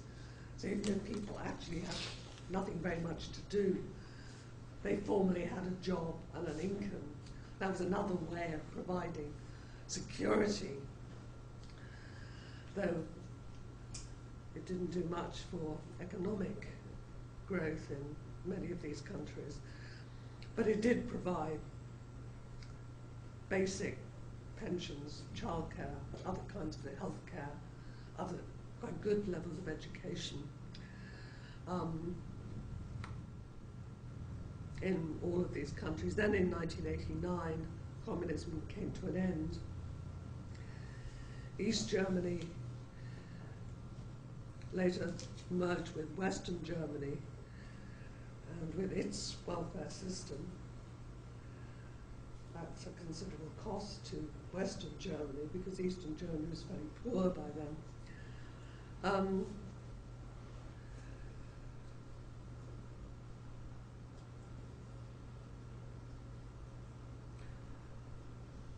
What happened afterwards varied from country to country, but in general there was a shift to a mix of market-provided healthcare and education provision, and also very basic state-provided social assistance. The International Monetary Fund, which has never been a great fan of social welfare, had a great deal of influence on the reconstruction of these post-communist states and tended to discourage the development of generous systems of welfare, or even moderately generous systems of welfare. So there was a shift to a varied mix of kinds of provision.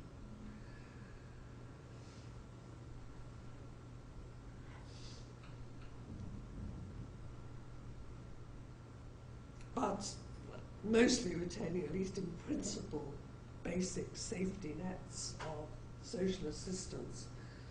But these were quite quickly eroded in some countries, and the result was a growing income gap, the erosion of the value of state pensions and other benefits, the removal of the childcare that women had come to take for granted to enable them to go out to work in most countries. The more prosperous countries, such as the Czech Republic, could keep relatively high levels of benefit. Poorer countries, such as Poland, could not. Then in 2004, the countries of Central Europe, not Russia, joined the European Union. But there's still very considerable variation in their standards and big gaps in income, which varies really according to the economic prosperity of the countries, which in some cases, such as Poland, is now improving.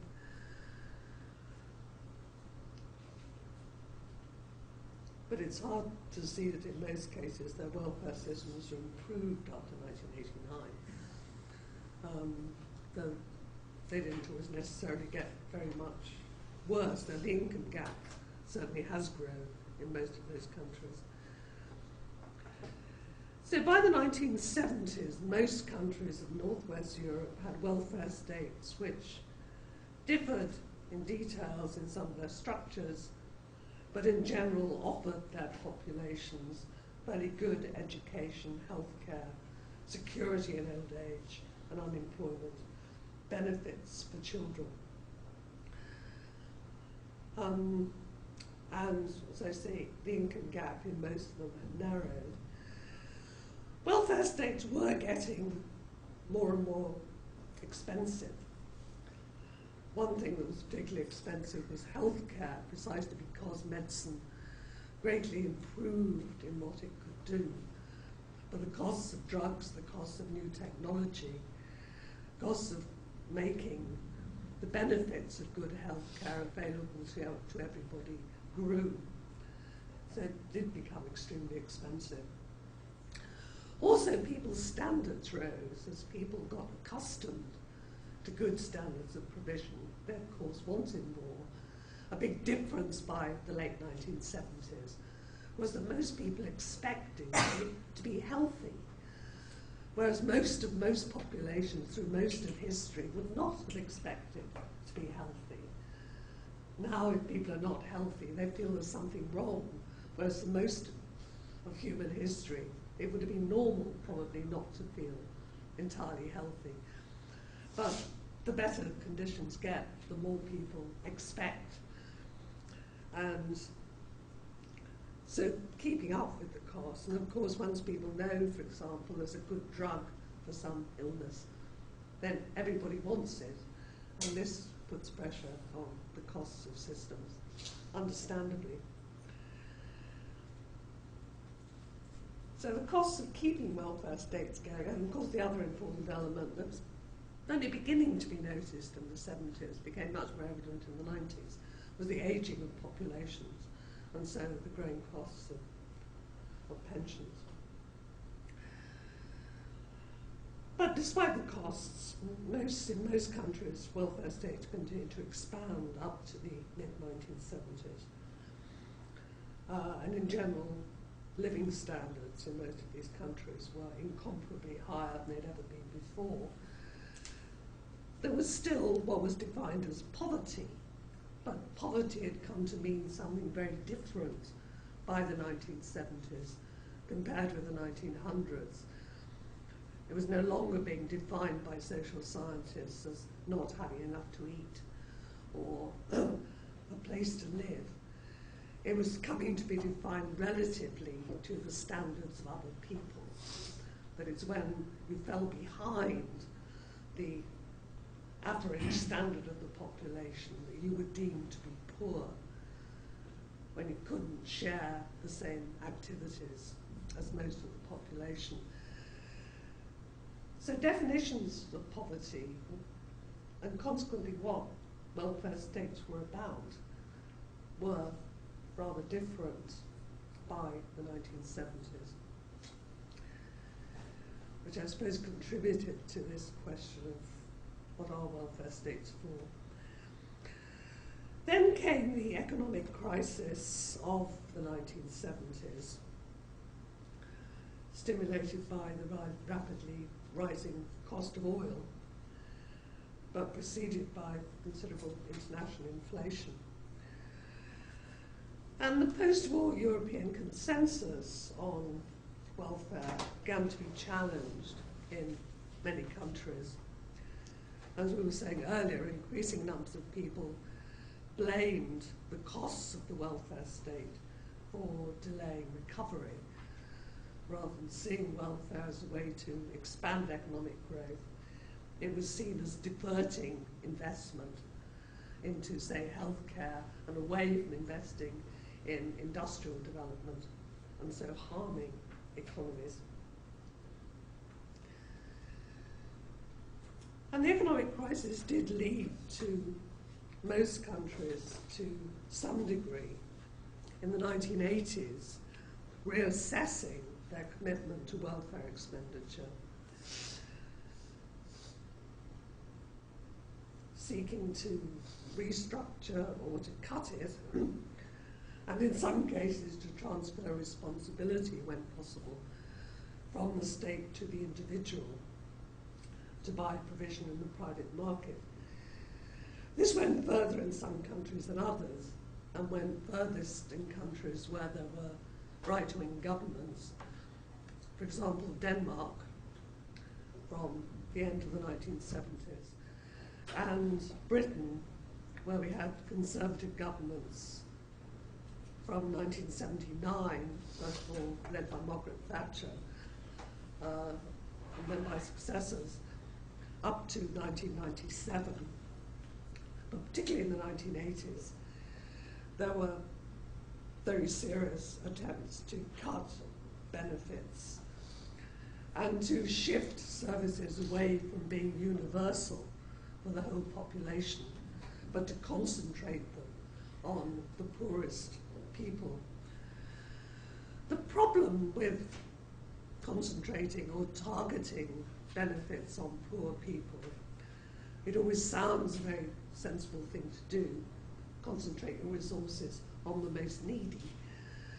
But the problem is, A, it's very expensive to find out who really needs services or benefits, such as pensions or whatever, because you have to assess people's income, and their income may change, so you have to keep up with those changes.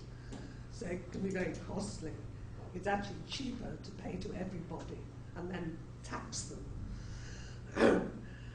It's much more straightforward. The other problem is that when you have selective benefits of that kind for the poorest or for those in greatest need, a certain proportion of them won't apply, so needy people are left out.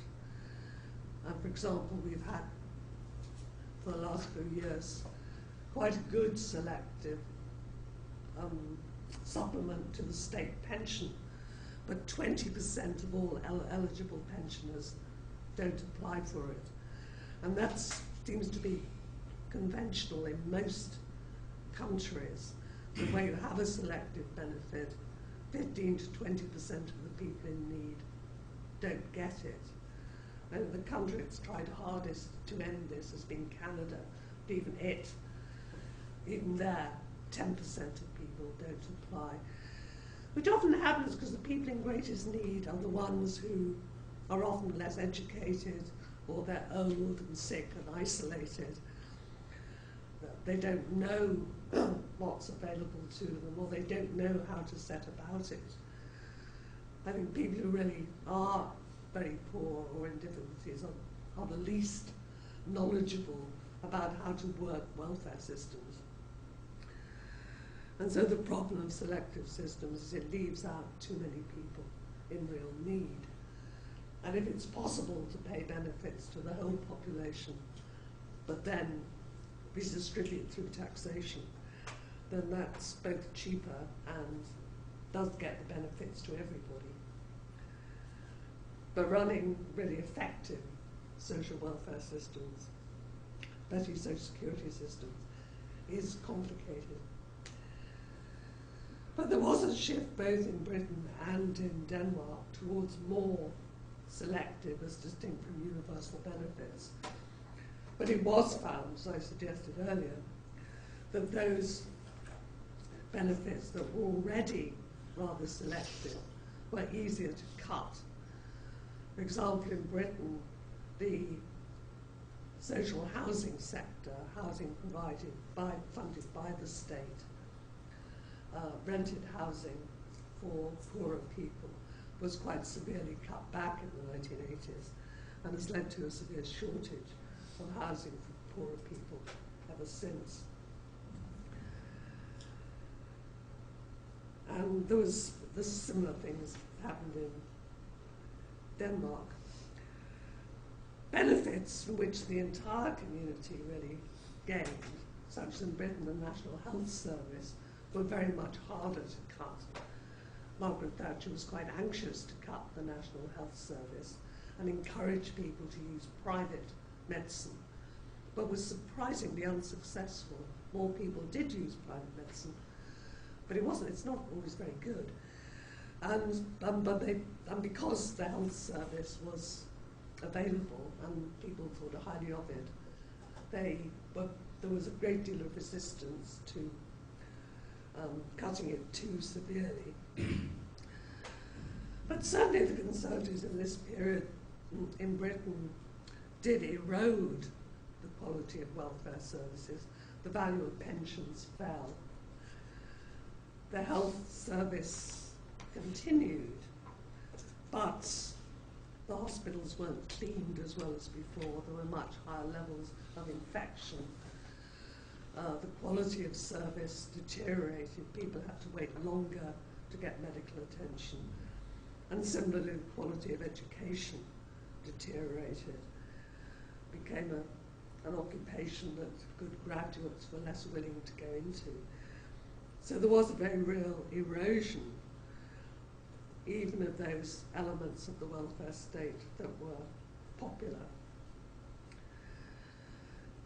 But even whereas in Britain attempts to refocus welfare states, and they did go further in Britain in the 1980s than in most European countries, even there the total cost of social welfare went up, not down. This was partly because of the rising costs that I mentioned before, but also because there was high unemployment and the government didn't dare not pay benefits to the unemployed with very political opposition. And there were new social problems emerging which were costly. One was the ageing of the population, which was becoming very evident in the 1980s. And older people couldn't be totally neglected. Also, there was a much higher rate of marriage breakup, so many more single mothers looking after children, often on low incomes, and again, requiring some kind of support. So the cost particularly of unemployment, but also of other kinds of social issues, meant that costs still carried on rising.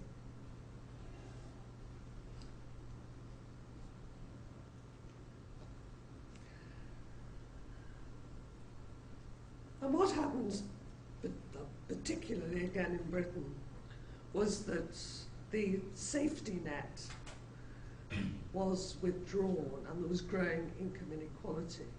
The net that had prevented the poorest people falling behind as general incomes rose was removed, and the gap between rich and poor grew and continued to grow through the 1980s and 1990s.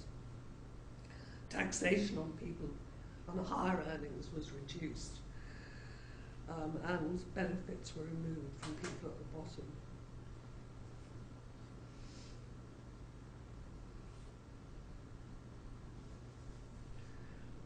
I think in most countries there were certain modifications to welfare services in the 1980s, but a few other countries went quite as far.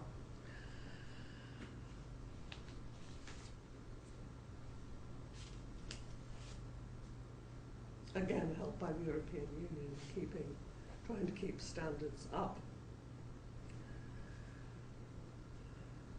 But as I've said, since the 1970s, most European welfare states have struggled to contain costs, particularly those of healthcare, and the costs associated with aging populations, such as the cost of pensions and care. In general, left-of-centre governments tried to maintain the welfare state, and some centre-right governments, as far as they can, whilst reconstructing provision. Though reconstruction often faces popular opposition. For example, the general move in recent years to raise retirement ages throughout Europe has met a great deal of opposition. This is obviously partly a cost-cutting exercise, but it also is one that makes sense because more people are fit and able to work to later ages. And one way of helping to keep economies reasonably active is to keep skilled and experienced older people at work. But this has faced opposition in most countries, very notably in France, where there were demonstrations recently, but quite strongly in most countries, then gradually retirement ages are rising. And I think it's certain to go on rising.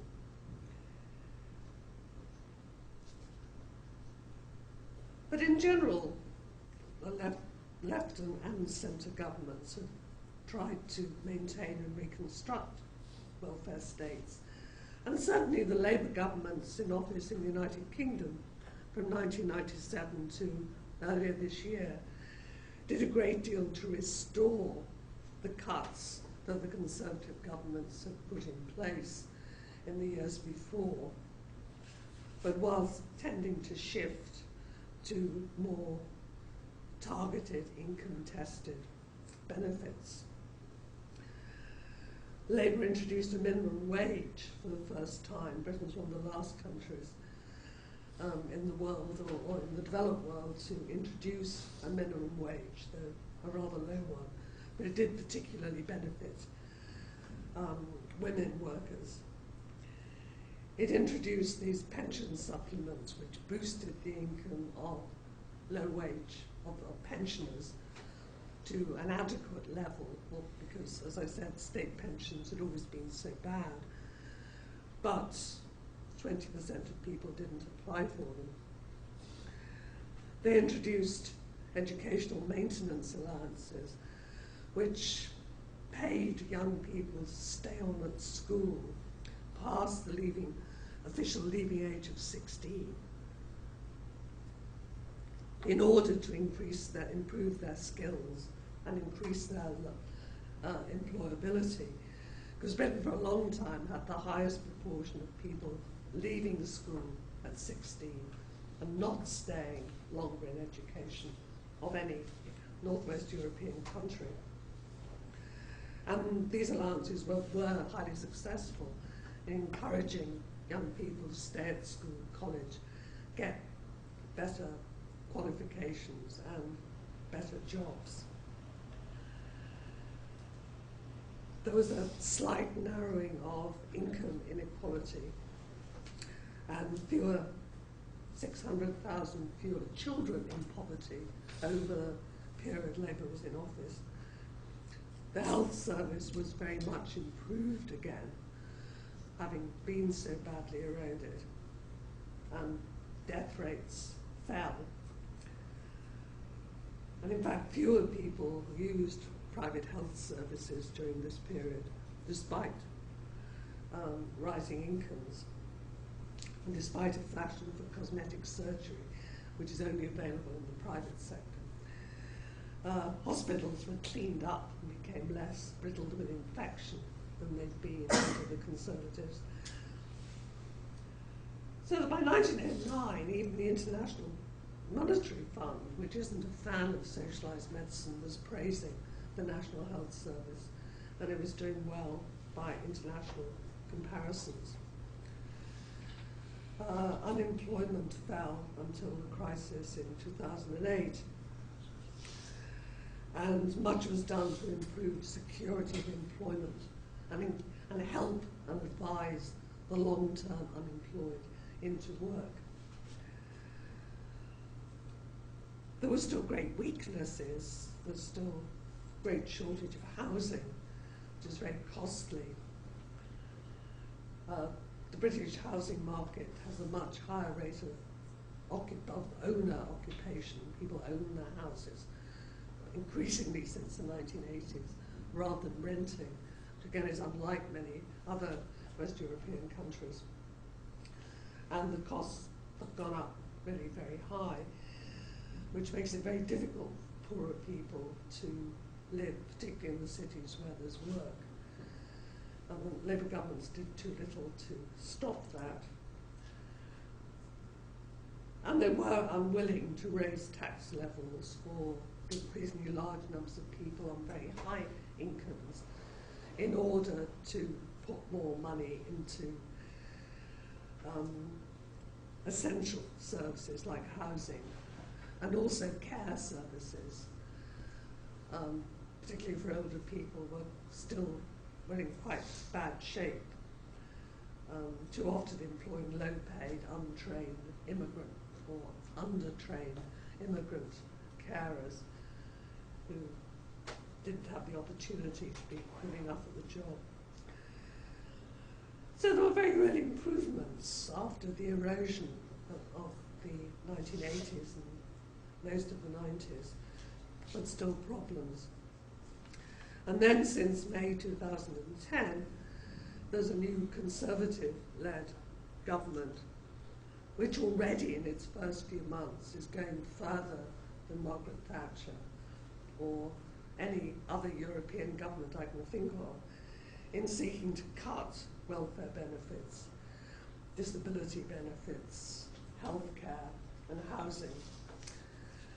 It's already cut the educational subsidies that enabled children to stay on at school and gain more skills, cut the services that helped the long-term unemployed get into jobs. It's adopting a rhetoric rather like that of the 19th century Poor Law, the assumption that people living on welfare benefits are lazy and have to be forced to look for work, while at the same time making less work available, particularly through severe cuts to public sector jobs. And in fact, there's very little evidence that there are very many people who are just living on benefits because they're too lazy to work. And most benefits are so low that it's hardly likely many people would think it was a desirable option. And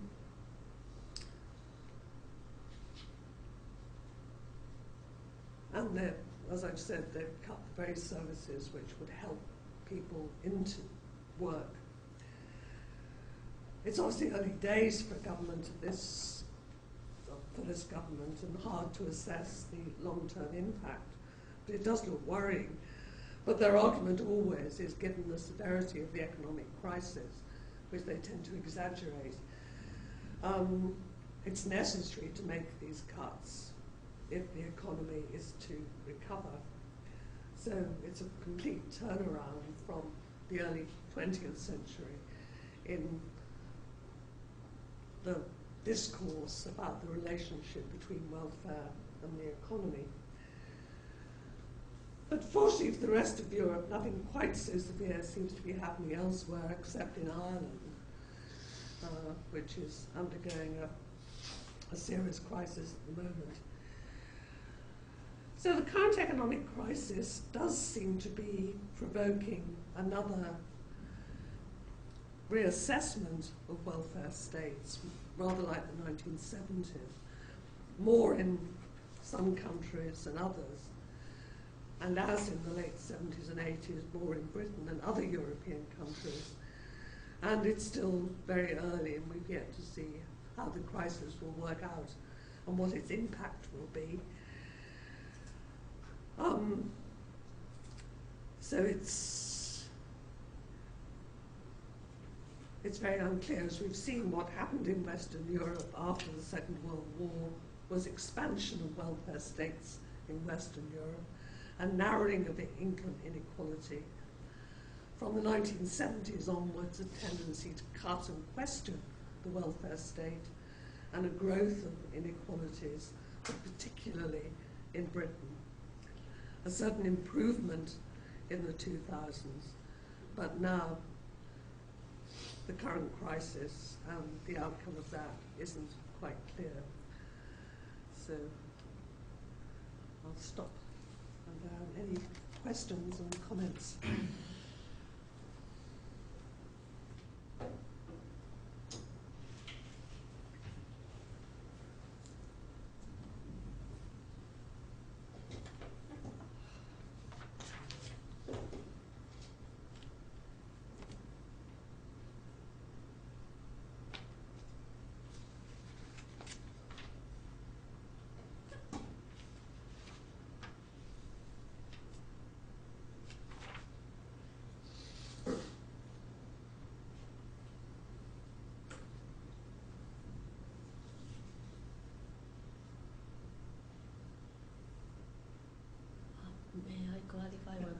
Yes.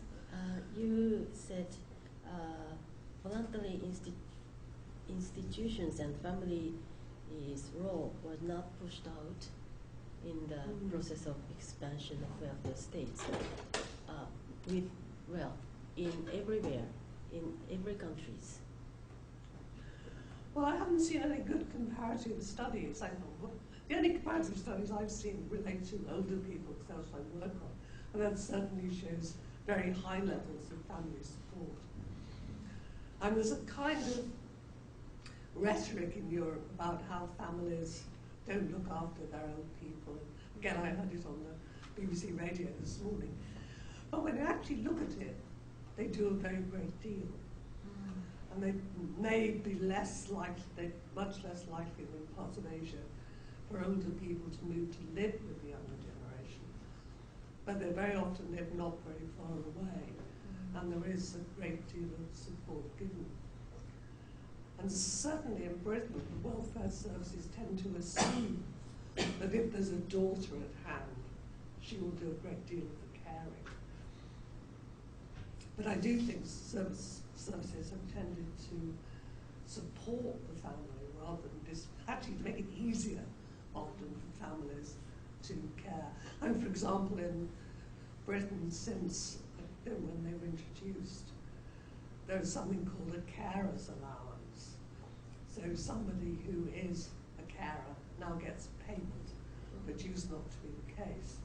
So it means if somebody has to give up their job to look after a disabled or elderly relative, they're getting some kind of income.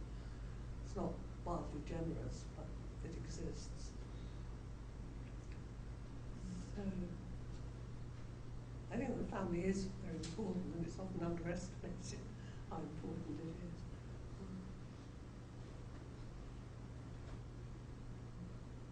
Yeah, well, I asked this question because I observed a kind of fashion of the research topic of the role of extended family in welfare provision in Europe and the role of communities.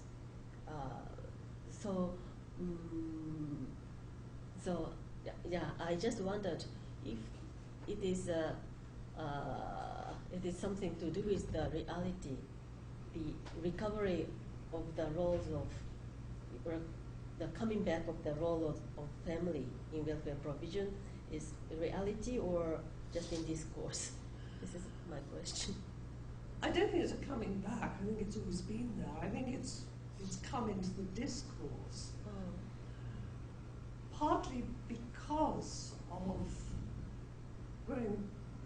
a greater rhetoric from governments about how it doesn't exist, and so you've got to encourage more voluntary action, something the present government is making a big noise about is the importance of developing more voluntary action. And it's implying that there isn't very much, it's gone away. In fact, it's extremely strong. And there has been actually more historical research on what's been recently and what's been, I'm going to talk about it next week, on what's been happening over the last 100 years.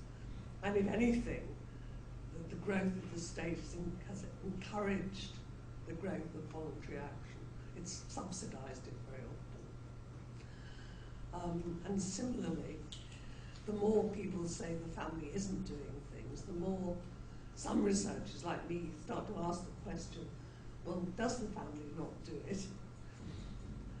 And in fact, people haven't really done the research. It's something that's quite hard to measure over time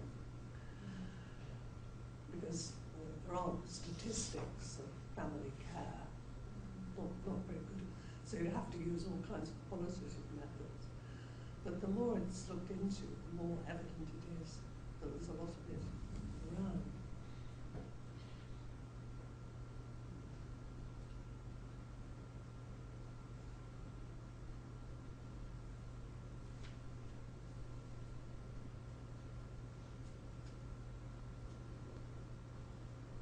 Maybe the Japanese government is the forerunner in the use of the discourse of the important family. Yeah, it happened in 1980s. isn't it quite early? Yeah, so that's interesting. I think it was Margaret Thatcher in the 1980s trying to push more social welfare services onto the voluntary sector that made people start looking seriously at the role of the voluntary sector. Because I think a lot of us had always written at that point as though the voluntary sector was bound to dwindle and the state would be bound to take over. When we realised that the state wasn't taking over, then I think we started to ask the question, what has been happening to the voluntary sector? What role does it play? And particularly, of course, when people in the voluntary sector were saying, well, we can't take on these roles. But, you know, but we wanted the state to do certain things because only the state has the resources to provide, say, old age pensions or large-scale care. There's certain things that families can do and voluntary organisations can do, other things that the state can better do. So I think it just made us think more carefully about what's going on, who's making provision, which was quite useful.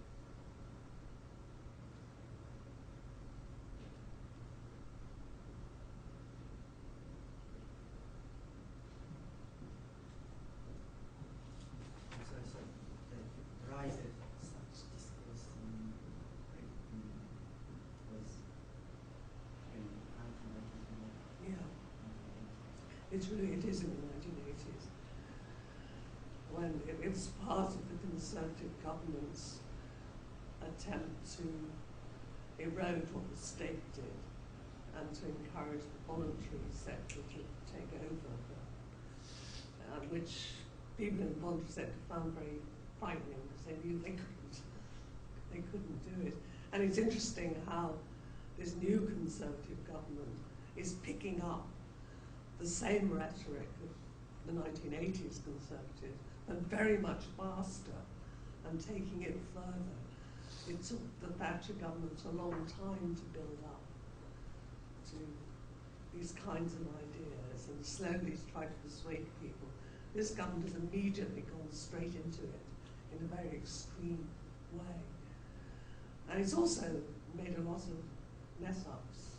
It's making policy too quickly and making bad mistakes. For example, it's announced a cut in child benefit, which is paid to all children up to the age of, I think, the age of 18 if they stay at school. And it was put in place in the 1970s. And the government very quickly announced it would be cut to people paying tax at a higher rate. At a certain income, you pay 40% of your income in tax, and that rate is about £44,000 a year. But they forgot that men and women are separately taxed. And so the outcome of that is in a household where both husband and wife or partners are both working, but both earn a bit less than 44,000. They keep their child benefit. A household with just one income, but it's a bit above 44,000, they lose their benefit, which obviously is unequal. And that was the kind of obvious point they should have thought of, but they didn't, which is stupid. So, and there have been a lot of errors of that kind, because they're in such a hurry to implement cuts.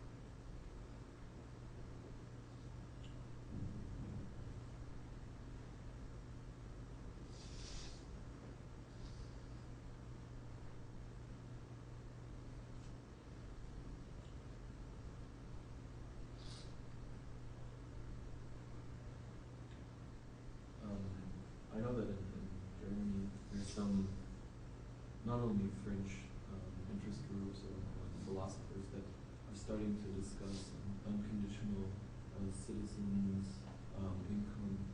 Are there any such movements in Portugal as well? I mean, I can't imagine, but from what you said. There have been certainly people proposing a citizen's pension. They haven't pushed it beyond the pension. For the reason I said before, that everybody was given a decent pension, and then richer people were taxed, then everyone would get it. And in fact, this government has, one of the few people I approve of in this government is the Liberal Democrat, who is the pensions minister, who actually is a former lecturer in social policy, and really knows what he's talking about. And he has proposed, I gather, a citizen's pension, but we've yet to see what the details would be. So I think if he can actually achieve that, that would be a... But it hasn't been... In Germany, are they applying it to other kinds of benefits? Well, the Liberal Democrats had it in there when they campaigned. They had it in there, but they didn't really put it in the coalition treaty with the Christian Democrats.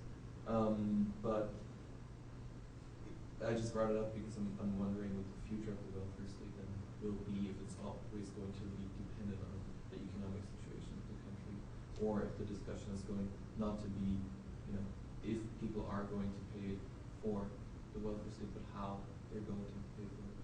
And those discussions usually come with a discussion about restructuring the whole tax system, making progressive income tax and the consumer tax. Well, I think those are the two ways it can go, and I certainly would favour the second one. And that was the thing that the Labour governments really shied away from. They weren't willing to reconstruct the tax system. So we've got very rich people actually evading large amounts of tax.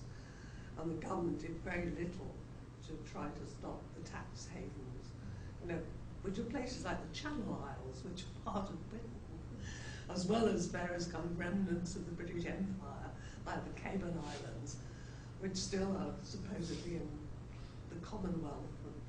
Nothing was done to stop people shifting huge amounts of money and avoiding tax. And one thing this government seems to be doing is pushing everybody's anger against welfare recipients and not against these people who don't pay any tax, which I think is deeply shocking. And there are, of course, people saying this kind of thing, but they're not very influential. And certainly there's scope for reconstructing tax systems in ways that means that people do pay the very real costs of the welfare system.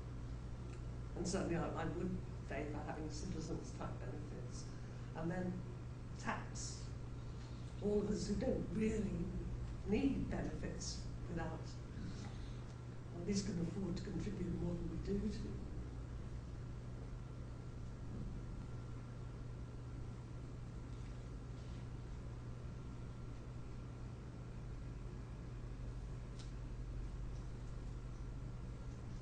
So I think if that kind of debate can take place, it would be a healthy thing.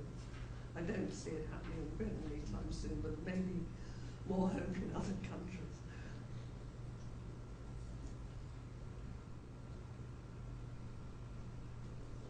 And there are examples like Norway that seem to have quite high levels of tax, high levels of redistribution, good services. But again, it's a very much smaller country than Britain or Germany, and have the enormous advantage of a large income from North Sea oil. They found they had a lot of oil sitting in the North Sea within their boundaries. But unlike the British government, have the good sense of the government to keep owning it and getting the profits which they were able to plough into good services. And that's done Norway a great deal of good.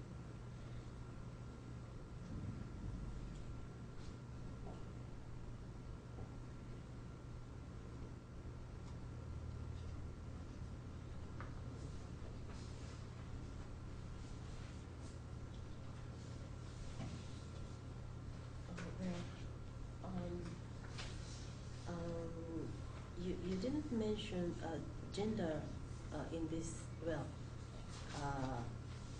today's lecture after 1980s, the part on 1980s.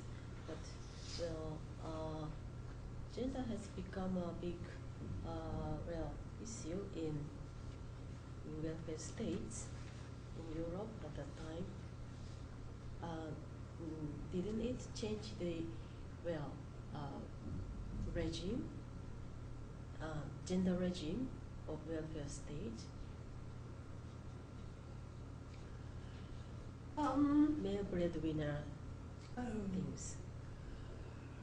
I suppose,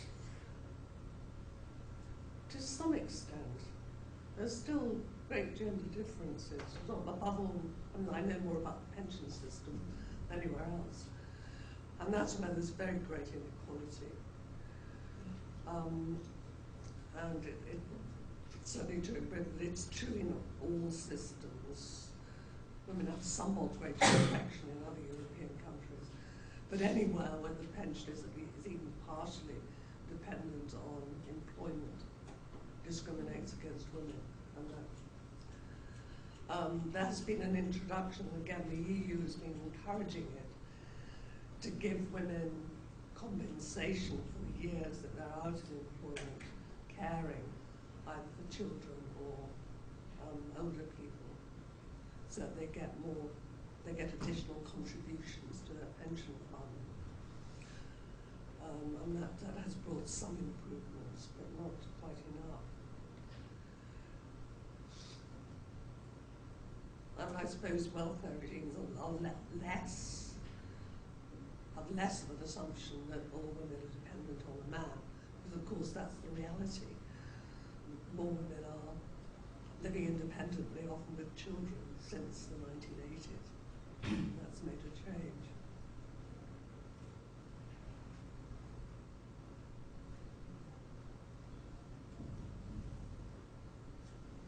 And again, it varies from country to country to what extent women are assumed.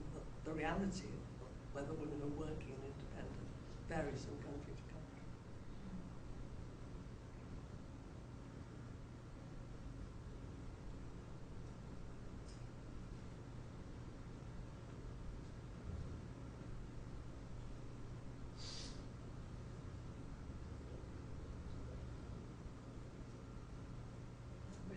I have chances to talk with researchers in the field of feminist welfare states. So they usually consider the period after 1980s was a period of policy changes in many countries to encourage women's employment. So I'm always intrigued because this same period is also called the period of welfare retrenchment, and also the period when the government encouraged families' role in welfare provision. So I'd like to know how these three elements are related to each other, and whether you think, the feminist welfare states theorists are, overemphasizing the change. Yes, I think it probably are. I think the trouble, and it's also a problem with S.B. Anderson, his typologies, is they're thinking too much about social insurance systems and not enough about all the rest of the welfare state. I mean, formally, the way social insurance was set up in many countries after the war, it did assume that most women were dependent upon a man's insurance contribution. It wasn't always quite as simple as that. And there's been a certain shift away from that. But in respect of other aspects of the welfare state, and particularly the caring aspects, the service aspects, if anything, there's been a reinforcement of women's responsibility. Sometimes older women who are doing the caring will retire, or I think it's a lot more complicated than they suggest.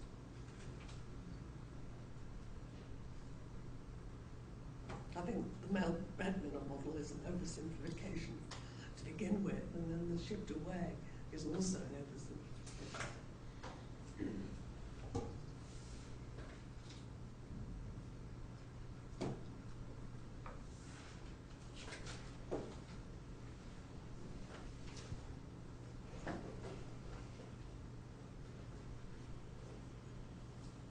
Perhaps it's time to stop. It's been 15 minutes. Okay, well, thank you for listening. I'll see you again next week.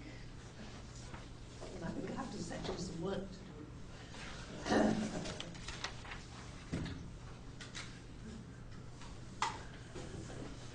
On the family point, the work that Mayumi had